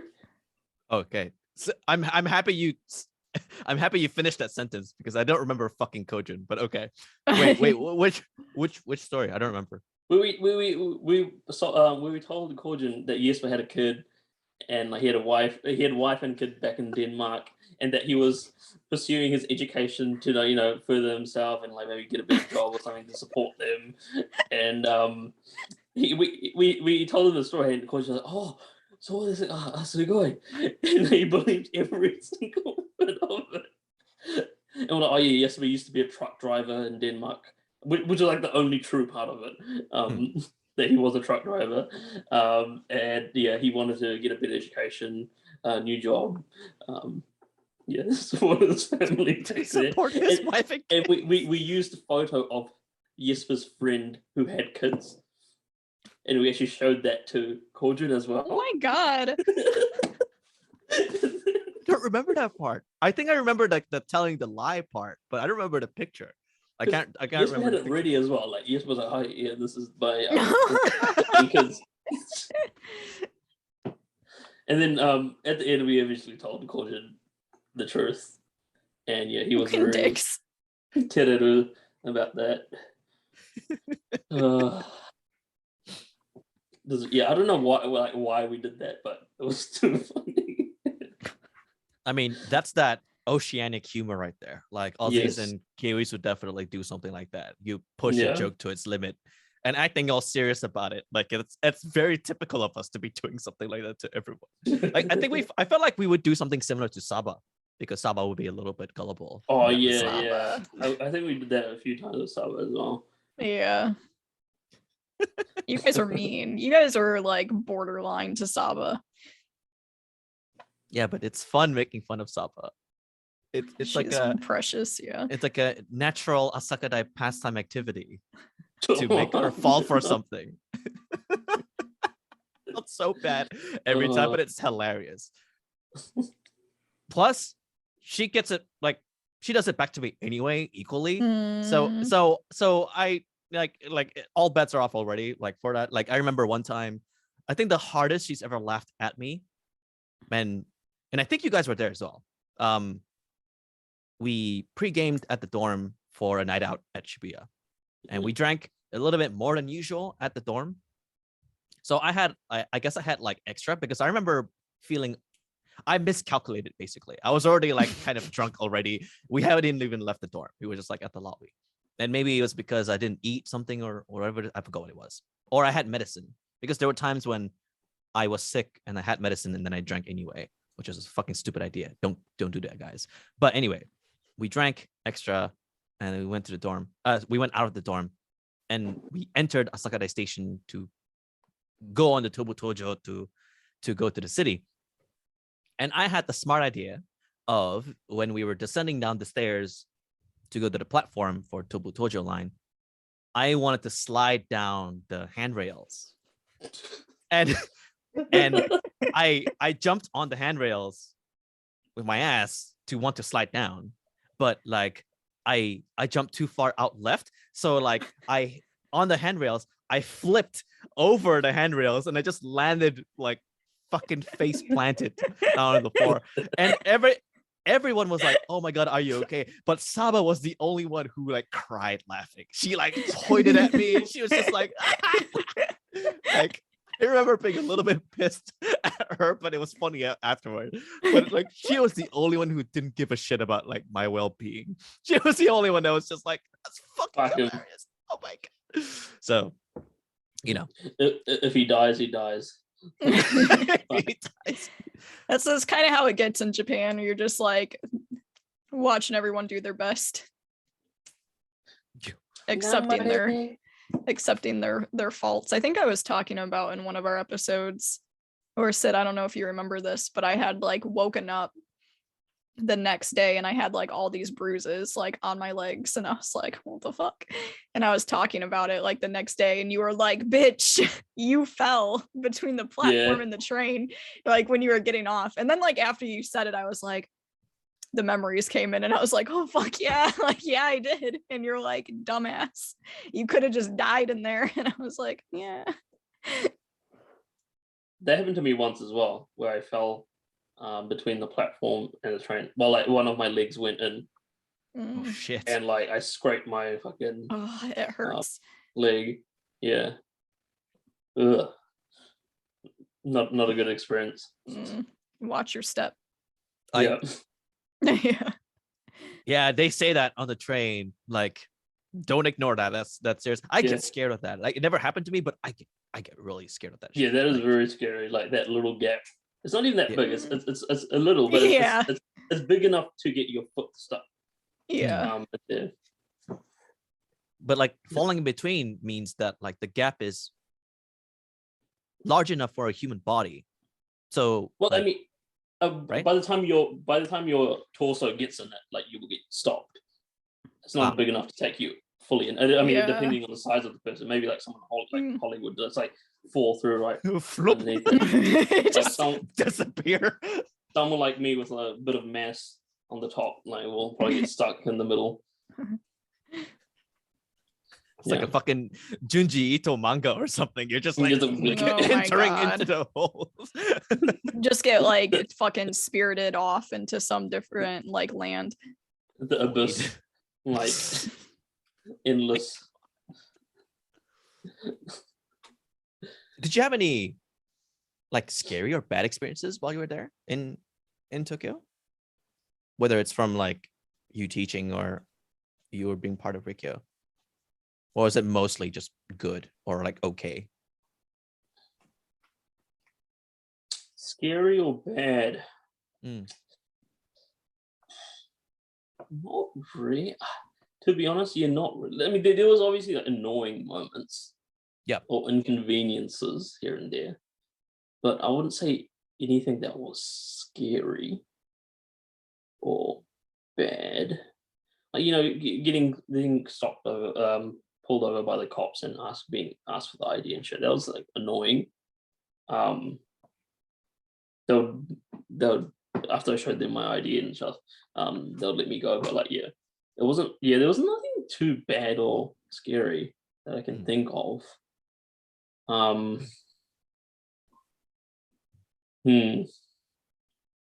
Yeah. Damn. So consistent. I don't know. I guess. Like, what I mean for yourself, like, what do you think of when you think of scary and bad stuff that happened to you? Yeah. Probably when that club bodyguard or bouncer was about to fight me. That's probably one. That's like the only like majorly potentially negative memory I have. I can't think of anything else that's like, you know, traumatizing or like extremely bad or harmful or anything in that manner. The only other one that where I had a particularly uncomfortable feeling just at moments is that time where we went to Shinjuku to watch a performance. Do you know that one? Yes, the performance. Yeah. It was a strip club performance. Performance. A performance. A performance. Because it was more a performance than like, you know. No, I just like how you started into that. Like you were gonna like keep it as like some like secret, like the performance. Yeah. Because in my head I was like, you know, should we be talking about this because it's going to be recorded and published? But then I was like, yeah, I mean, we've already talked about worse shit anyway on this show, so it doesn't really matter at this point. Like, it's not surprising to bring it up, right? Yeah. But I mean, I said performance because we weren't really expecting it to be expressive. Is that the right word to describe it? Because I'm not really trying to hide anything here. It's just that strip club culture is different in Japan than anywhere else. That was the only time where I thought that, like, if we did anything wrong, some shit would happen. Like Yakuza will just spawn out of nowhere and like take out their swords and like spawn. Point at us and be like, no, you're supposed to enjoy this in silence. You're not meant to be like, you know, shouting and like encouraging the person to keep going or anything like that. Because we sat there as if we're watching like opera, and we weren't really like meant to do anything beyond if you had those props where like, you know, you bash them together in rhythm with the song, but you're not meant to be like saying anything. You're just meant to be like enjoying it in that moment. So that's why I said performance, because it felt more zen, except that she was really hot, but like, you know, that's besides the point. The discomfort came when there was another group of gaijins that came in after us. And I was worried because one of them was treating it like a strip show. So he was like, whoa, like it was just like full on, like obviously like meiwaku kakeru show, like really like full on bothering the audience, bothering the zen environment of this naked performance. And it was to the point where the bouncers in the front were looking at him, about to like ready to kick them out. And my first immediate thought was, because we were the only foreigners, these two groups, we were gonna get kicked out as well. And then luckily I think like a friend of that person or something was just like, hey, you need to stop or whatever it is, because I was gonna fucking blow up. Like I was like, you shouldn't stop me from my strip performance show. Like I want to enjoy this experience. You are not going to come between me and tits. Like, like she needs to perform and I need to watch, right? So you get on my fucking way. Like it's just like, yeah, that. So I think that constitutes like an eerie event, but like beyond that, I think overall, it was. I guess that kind of got me thinking a little bit more. Once again, this is probably not bad, but it's just like frustrating and annoying. It was like one time I was like, I was in a train with Anna, and we were just talking, and then out of nowhere, Oji-san, this Oji-san just pops up and is like, please be quiet. I was like, what? Like, excuse me? Like, please be quiet. I'm just like, we're just talking normal voice, you know, like normal volume. And like, it was just like, he's like, oh, you shouldn't talk in the train. And like, it was like an afternoon train, so there wasn't that many people. So obviously, like when we spoke, like other people could hear it because we're like the only people talking. But yeah, it just kind of like irked me, like pissed me off that he came over and just like told us to be quiet. And we were just like talking normal about in normal volume, and yeah, it's just a minor thing like that. Just annoys you sometimes and kind of can detract from the experience now and then. Hey, trains are sacred, man. Like sometimes, you know, you take it to go to somewhere else to like be like an otaku, go to Akiba. Sometimes you want to take the same train to go to like Shibuya and get completely smashed. And sometimes you're on your way to work. So, you know, I can't help it that like sometimes there's going to be some inconveniences. Although it really sucks because it just sounds like someone's just imposing rules to convenience themselves. Like, yes, they just want to have a quiet train ride. There's there's not a no talk rule on the train. Like, yeah, I've been on plenty of trains where people are talking, and usually it's just like a lot of people are talking. So what you're saying is kind of blocked out by other people talking. In this case, it was just like there weren't that many people on the train, so us just talking normally is obviously going to be louder than usual. But yeah, we get a few people who just suddenly burst out in frustration sometimes, I think. Like, yeah. To a certain degree, some events are justified. Not yours, definitely. But like some events are justified where it's just a bunch of people just too loud or whatever it is. You just can't help but want to say something. Oh yeah. I think I've seen it actually on the train where like just someone just gets shut up on the train. It was like some random strangers on the other side. Granted, they're all Japanese, so I don't know if like where we come from is a factor, but still some people prefer to keep that harmony going. And if you know or understand that harmony better than the average person, which I think is the distinction between someone who visits Japan and an exchange student, it's like, how well do you understand that harmony? Then that's when once they decide that you do understand it, then they're more than likely to impose those rules on you because you're closer to a local than everybody else. Though with the like random people, especially our dear elderly gentlemen, I feel that sometimes they do simply like impose themselves on you because they see you as a foreigner. And so they're like, you clearly don't know how things work here. Like, let me tell you.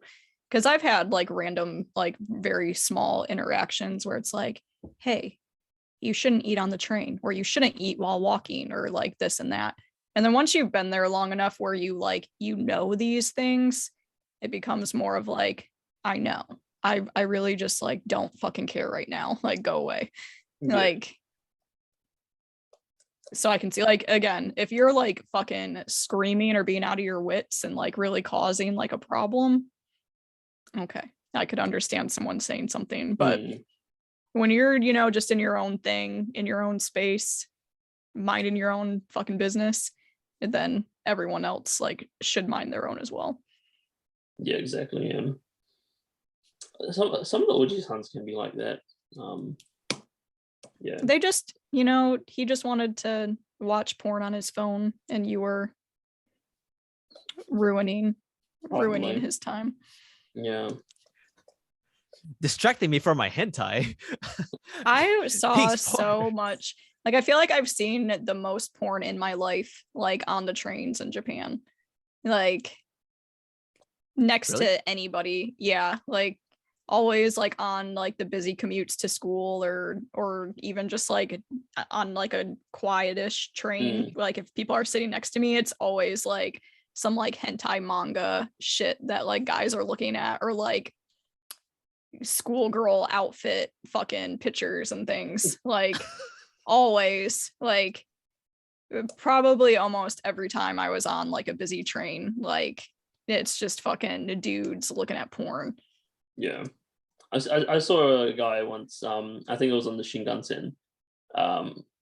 He was like looking up, he had like some porn and shit on his like garake, so like the flip phones, old school ones. He's just like scrolling through that shit. I was like, yeah, me and I think it was with Micah. We were going to meet some friends in like Shinjuku. Pretty sure it was Micah. And we saw a guy just like no shame, like masturbating, like off. He was like kind of off to the side on these like steps, but like the fuck? Like you can at least go to the restroom, you know? Like dude. Damn, where the fuck are you getting these guys from, man? I don't see any of it.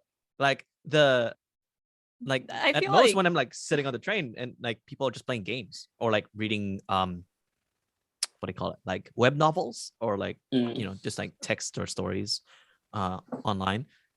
At most, the only time was when I was on the train and I was with my ex at the time.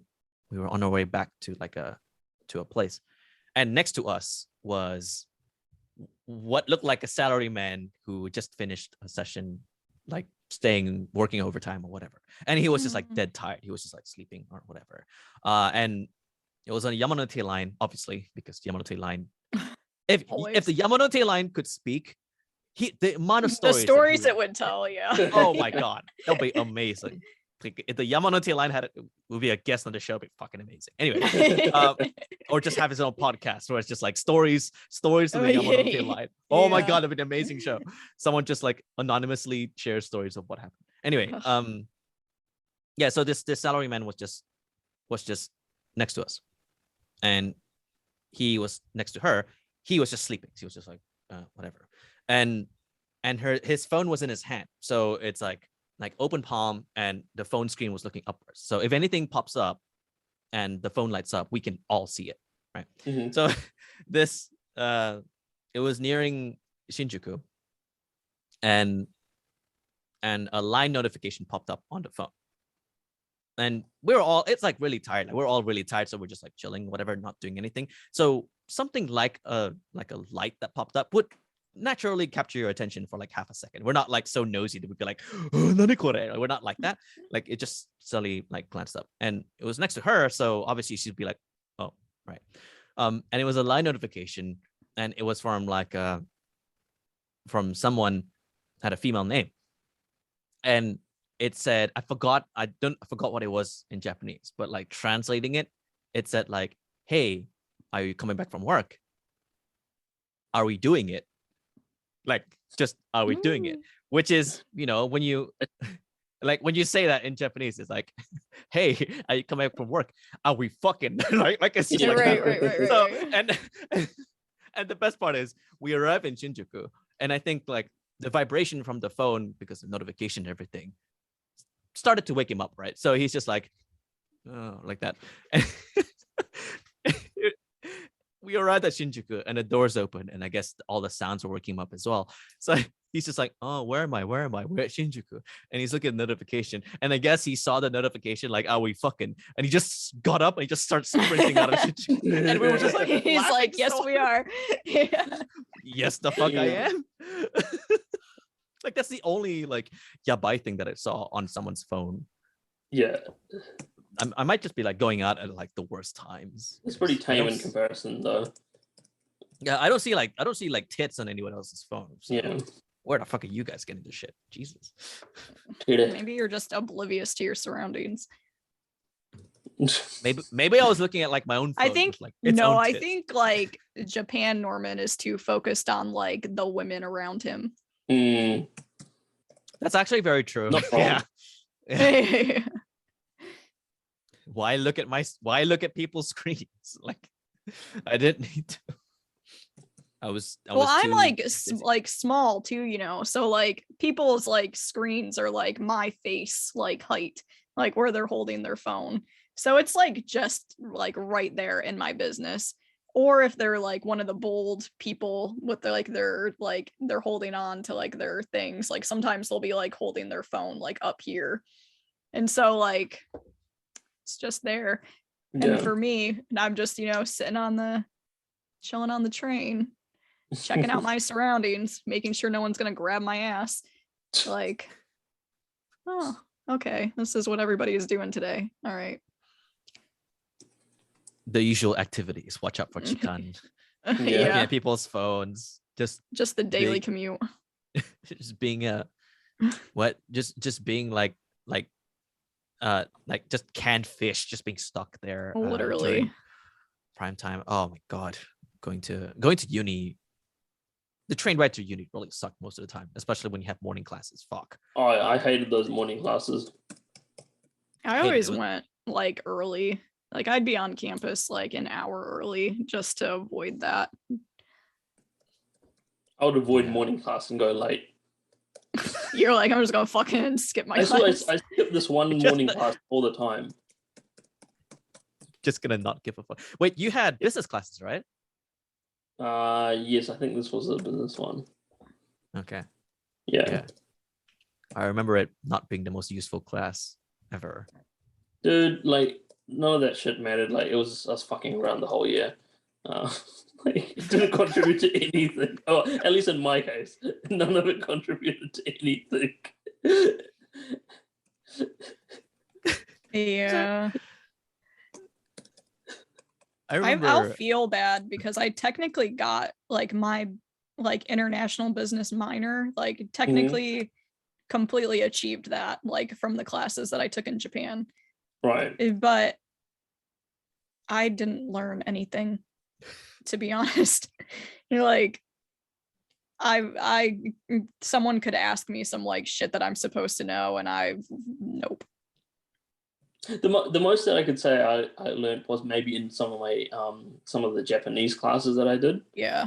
But even then, I would say I had more learning just from being surrounded by Japanese in the environment. And actually from talking to like the likes of like Tomo and stuff like that in the dorm all the time. Yeah. That's what in a lot of cases that's what an OE is, right? And overseas exchanges, people just go fuck around, experience a new country. Right. The studying is very like and I feel like in a lot of cases studying isn't a low priority for many people. Yeah, there's studying and then there's learning, right? And most of the time you learn directly from like other students who are there next to you. Like and I think this is like one big advantage of being at a student dorm, especially in a place like Japan. You get a lot of the local students right there next to you. Like if you want to talk to them, then you're free to talk to them. And in Ikebukuro as well, as soon as you venture outside of McKim Hall, you're bound to meet like local students, and that's that's a better learning experience than anything you can put or anything you can learn in a classroom. So the choices I made for picking which classes to be in just involved me learning the language. So that's like a skill and theory that I'll just learn in the classroom so that I can start applying it outside, because I know that I'll be studying in the classroom but learning out in the world, which is very, very useful. Like Rikkyo really helped in like cultivating that. I can't really speak for like the business classes because I saw the stuff that you guys had to do, like the homework you guys had to do, and I was like, it seems a little bit simple. Like I'm not sure we're learning anything, but hey, that means more time to like fuck around. You have to be like fair though, because for the majority of students taking those classes, they're taking that in their second language. So it's taught, and in a way that someone taking it as a language that they might not be that comfortable in. So as a like native English speaker, like I feel like once you understand that, like then you can be a little more kind. Yeah, sure. It's just that I would think that as native English speakers, shouldn't you be put into a class that has greater advanced business capability? That has greater filtered. But you have to like think about things like school budgets and all that kind of like shit. Like, can they make and hire people for these courses just for like 1 or 2 students? Because even most foreign exchange students that are coming in probably aren't taking business classes. They'd be doing like your seminars or Japanese language courses. Yeah, the cultural ones. Yeah. But the one class that I did kind of like was that evening one that we went to. Do you remember, Holly? But he was Australian, right? Was that the? Yeah, it was like an Australian dude who was like, Yeah, 7-Eleven. he was fucking hilarious. Yeah, he was good. He was pretty Yeah. insightful. And that was probably one of the only business classes that I liked. Yeah, that was really interesting too. Just learning about like I can't remember what it was called, but basically it was like business fuck ups. Yeah. Those like case studies. Yeah, of, like, no, what oh my Those god, case I'm studies, remembering. Yeah, we did do case studies, and I remember at the end of the like our final project, it was like we had to like do presentations on like these like fucked up shit. The whole class, I literally think I was like one of the last people to go, because I think we did like last name like shit, and everyone else has stuff like, oh, how the like various Olympics have like fucked up or like shit like that, like all these like, you know, mostly like economic things. And then my fucking presentation was on Agent Orange, which is like this depressing ass, like had to get up here and talk in front of everyone about this fucking pollution and how it's like fucking affected these like poor children born after the fact and people that were exposed to it, and how it's like still a fucking problem. How did you even come across that topic though? Like for this He assigned class? them. He assigned them. That was like really random. Like Agent Orange. Like, he assigned our topics, so yeah. Oh, you couldn't pick your own or like search for your own case study. Oh, okay. No, he assigned them to us.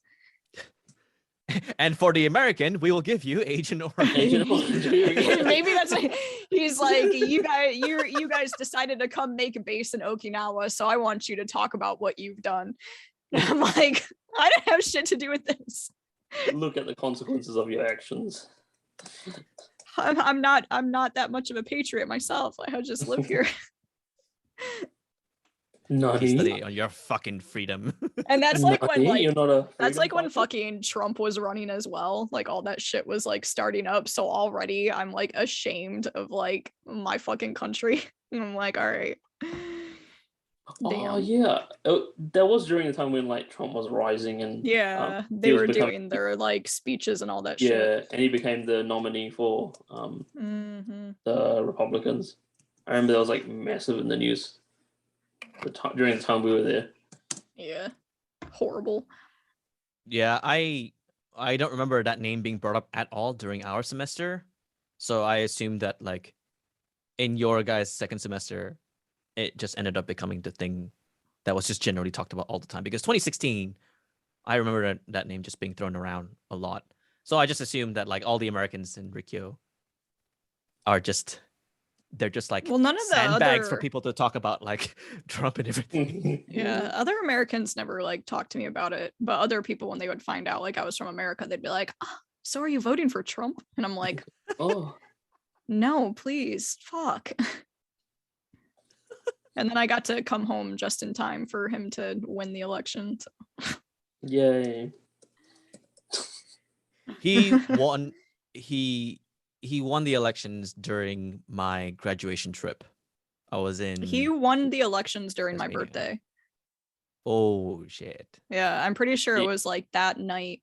I think it was the 9th. They were like counting like ballots, and then I just like went like midnight. It's like, woo, Holly's birthday. We're watching like the fucking states turn colors. All these states are turning red, and I'm like, I'm going to bed. I'm going to fucking. Don't go fuck. Yeah. I remember We'll have sad drinks for my birthday. the exact moment that like his name was called out. My brother, like it was my family watching the TV, and then we saw it. My brother immediately was like, "Oh man, what's going to happen now?" like he immediately was just so sad and depressed, like after what happened. And then like I'm just like, I'm just like curled up in like a wool blanket or something because it was quite cold at the time. I was just like, oh no, oh no. I Yeah. should like curl up like, oh no. Yeah, I had like some friends texting me from other countries like, hey, just wanted to check in on you. Like, are you okay? And I'm like, so you're gonna let me move in, right? You're gonna let me like become a refugee in your home. Please. And then meanwhile in Japan, everybody's just like in their own bubble of, yeah, everything's fine. Everything's all good. At least that's how I see it. Whenever, Well, that's just always. yeah. I feel like, I don't know how it is for you guys when it comes to general information, but during my time in exchange in Tokyo, I really did not pay attention to anything happening outside of Japan. And I don't know if it's because like at first I thought it was a honeymoon phase of, oh, I'm in a new country, I should be focusing on everything around me, etc., etc., etc. But then even in second semester, like I was already used to being in Japan already, right? Even in second semester, I didn't really pay attention to like what was happening with friends back in Australia or what was happening in Malaysia. At most, it was like my family, like just checking up on them, etc. But barely anything mattered to me. And then the only thing was like stuff happening in Tokyo, at least. I don't know about like Japan relations or whatever, but it was more on what's happening in Rikkyo, what's happening to people around me and stuff like that. And I don't know if that's like a bubble effect, or I don't know if it was like a synonym for me. I don't want to say this because it sounds so cliche, living in the moment, that it compelled me to just pay more attention to things that I could reach like physically around me, as opposed to me just getting all this information from all across the world and then having to process that. And that's like a whole another level of stress.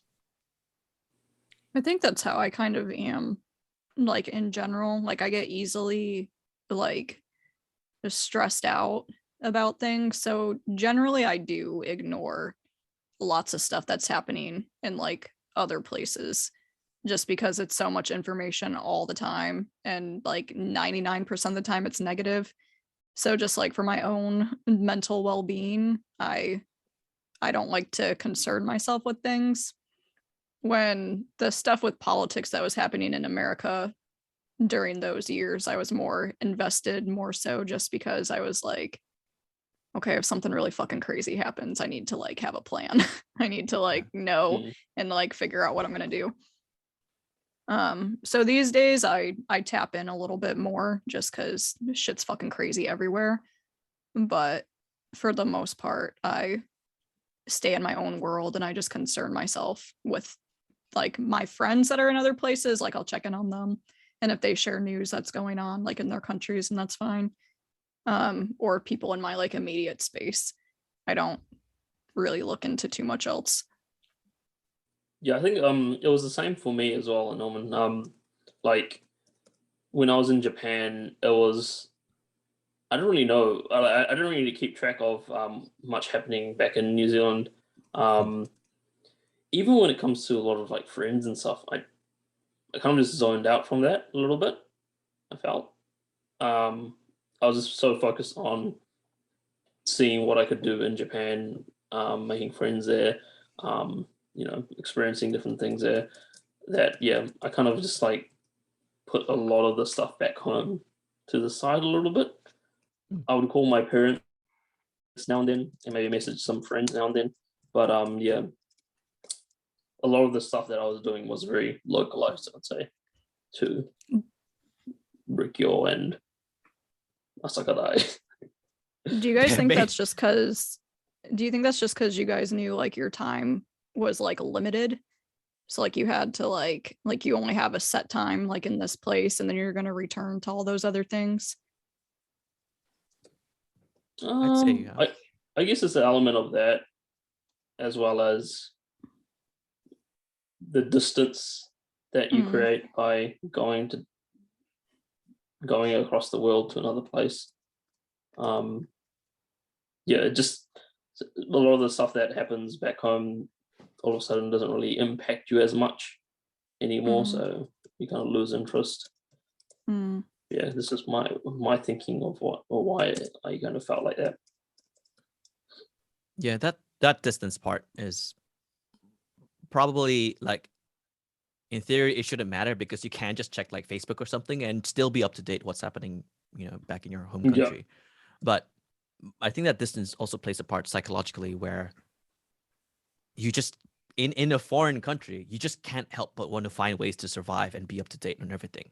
So like New Zealand, Australia, US, they're gonna be fine regardless of where we are.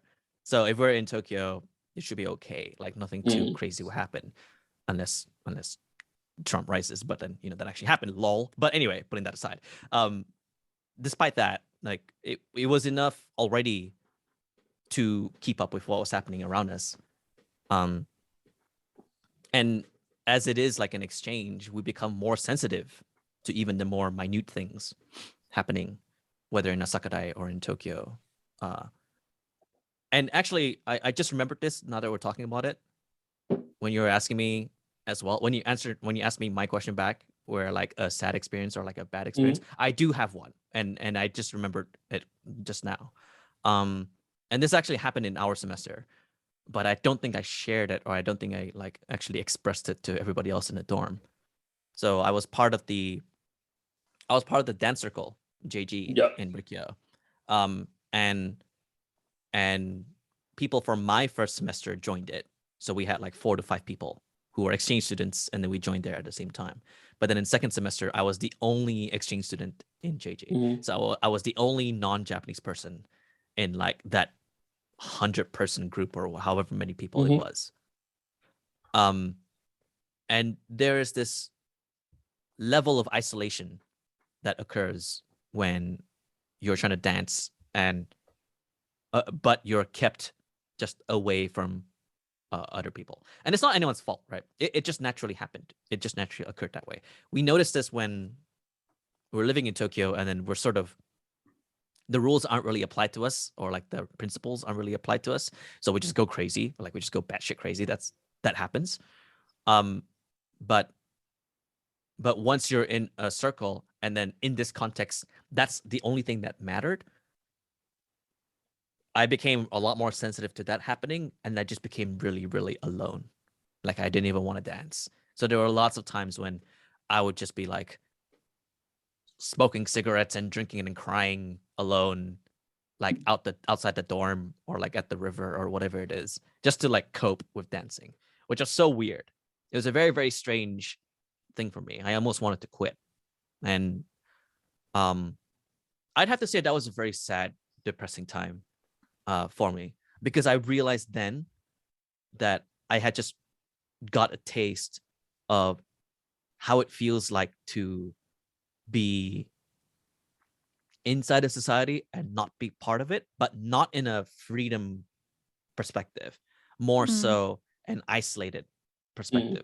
And then after that experience, and I recovered from that, I was like, wow, there's a lot of people, like local people, right? There's a lot of like Japanese people who feel this almost every day because of things like seniority in a company, or like in a high school, or you like something a little bit different, or you stand out too much, right? You stand out too much, and then all of a sudden this feeling just naturally comes in. And to me, that's very, very tragic. So I have to say, like, that's one big memory for me.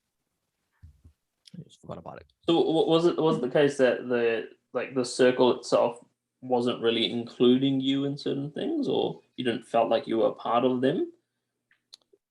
I think it's two-way. It's maybe I wasn't just being assertive enough with like, let me participate more or whatever. I was just going in, dancing once a week, or dancing once or twice a week, and then that's it, right? And there were things like trips, like dance camps and dance trips, and then there's like practice for performances, etc. But I didn't do anything more for my end, because they would be sending emails like, hey, this is what's happening, can you send your details in? I didn't even know about that. Like there was a trip that we did, and actually I only found out like maybe 3 days before that we were supposed to bring like a Halloween costume. So like I had to like buy some shit from Don Quixote and then like bring it there. And everybody else they tried way harder, right? And I didn't know. And then there was also a dance battle tournament, but I didn't know. I wanted to participate, but it was way too late. It was like I was like a month late or something like that. So that's one thing. And then the other thing was that people there were hanging out with each other even outside of the circle. So cliques, groups, friends were being made, and I wasn't. I wasn't really included in that, and I don't know if it's because of like being a foreigner or whatever, or if I wasn't being assertive enough, because I really was like friendly with everybody, and we had like each other's lines, so it was okay for us to just be like hanging out and chatting. But I guess speaking about distance, there was like a social distance between our conversations. Like we were speaking politely because the only commonality between us, me and the thing, was dance. So like, how do we talk to each other when we're not dancing is the question here. And I think we never really had a conclusive answer. And because we never did, I just gradually accepted that to be the reality. And then I just fell under the burden of it happening. So it felt like a natural thing. So it wasn't really anyone's fault. I think I just had to bear with it. So yeah, the going to Camelot and like cigarettes and like drinking ended up becoming my coping mechanism at the time. So yeah. How we all coped.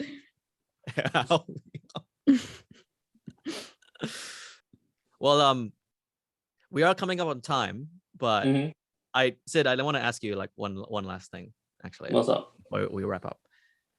If we could all get a Asakadai squad back together, what would you want to do with them? So what would I want to do? 1050 Team Europe. If they had a name, I forgot if they have a name, but Asakadai Squad. And even like not even our semester as well, like your second semester, like you have all your shenanigans. And if we were together, what would we? What should we do? What would you want to do? Damn, I kind of changed a little bit. Actually, no, I haven't changed that. Fucking came from a rave like yesterday or something. Yeah, he's like, I've really grown up. I've matured. I'm just like, I don't really go out that much, but then I'm just like, no, I went to a rave this other day, and the only reason that I'm not going out much is because we've had a 6-month kind of quarantining period where nothing's open for us to go out, so that's why I'm not going out much. But then like from next month onwards, I'm going to like a rave every like 2 weeks. So yeah. Anyway, if we all do get together, I'm just keen to do it the old school way. Just hang out, have a few drinks, put some music on, play a few games. Like nothing too flashy. Fucking Camelot again. Yeah, Camelot. Go to fucking get that 1,000 yen coupon. Yeah. And please put money in your fucking card before we go. Yeah. No, but yeah, like I'll just probably keep it simple, really. Just chill, talk to each other. Yeah. Holly, what about you? I'm probably like the same thing, because kind of going off like what Sid was like saying about like changed or whatever. I feel a lot of people, as you go back to your country and you get like more serious because you have to actually like live your fucking life. So everyone's like married, has kids and all that shit. I don't know if it would be like easy for them to meet up and switch right back into that mode. So it'd be nice to just like go out, just maybe like go to the river or something, drink and just talk to people and like see like what the fuck they're doing now, how they feel about it, reminisce on like the old shit, just chill, talk, maybe convince someone to do something stupid in front of everyone. Yeah, the river, yeah, probably me. Fucking, it's gonna be me. Or even then, someone's gonna entice me, or like plant the idea in my head, and I'm gonna be like, you know what, that's a good idea, and I'm gonna fucking do it. Yeah, I would probably just like cry or something because I'm like a sentimental like piece of shit. So I'd probably just get drunk and cry and be like, oh my god, miss you guys so much. Something embarrassing. Yeah, my answer is pretty much the same as the both of you. But the greater emphasis on hanging out by the river. There's something about that place that was just more like Like normally, I don't know about you guys, like, but for me, normally whenever we have an intention to like drink in the dorm or whatever, it's just to hang out and hang out and then like hang out in each other's presences. And normally the energy from that rises to the point where we feel compelled to want to take this to the next level by going to the city, right? That's normally the processes. But sometimes there's a certain calm behind going to the river instead to do the exact same thing. Like the only difference is just the location, right? But I realized that whenever you have a big group of us going to the river and then we're drinking, we know that the energy from that kind of place will stay within that location. So even if we gotta do something set the vibe. really exactly, right? Even if we want to do something really fucking stupid, it will be at the river. It wouldn't go elsewhere. Like we wouldn't like force ourselves to go to the train station or whatever. And even then, even if we want to like temporarily go out of that place, maybe it'll just be to get more drinks and it'll come back to the river. So it was a lot more sacred and memorable in terms of, well, first of all, you're not fucking drunk on tequila, so you can't actually remember everything. And the second part was just the calmness of being with other people and then just talking. I feel like, yes, we've changed and it's okay to like, go out and all that, but probably to add more variety, to sit down and actually drink someplace. Even just go to like a hub, get like a 20-person table, go to a hub and then just drink. It's just talking, right? It's just talking and chilling. Yeah. Like me personally, like I'm still like a fucking like dumbass, because us three, I would have different intentions, but like considering everyone and like as a group, I would want it just to be a comfortable thing where we can actually talk and like catch up. You go to a club, we can't really have like nice one-on-one conversations and stuff like that. So we're on a club. I'm not talking. Yeah, peace. Yeah. Norman's just like, yeah, I'm already fucking like battling people and like. I'll disappear after like an hour or two, some fucking place.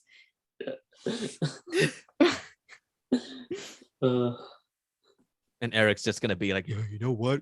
Let's get more drinks. Hello. Hey, how are you? Another yattemiyoka. Oh, I'm so sorry, Eric. I'm so sorry for pushing you under the bus. But God.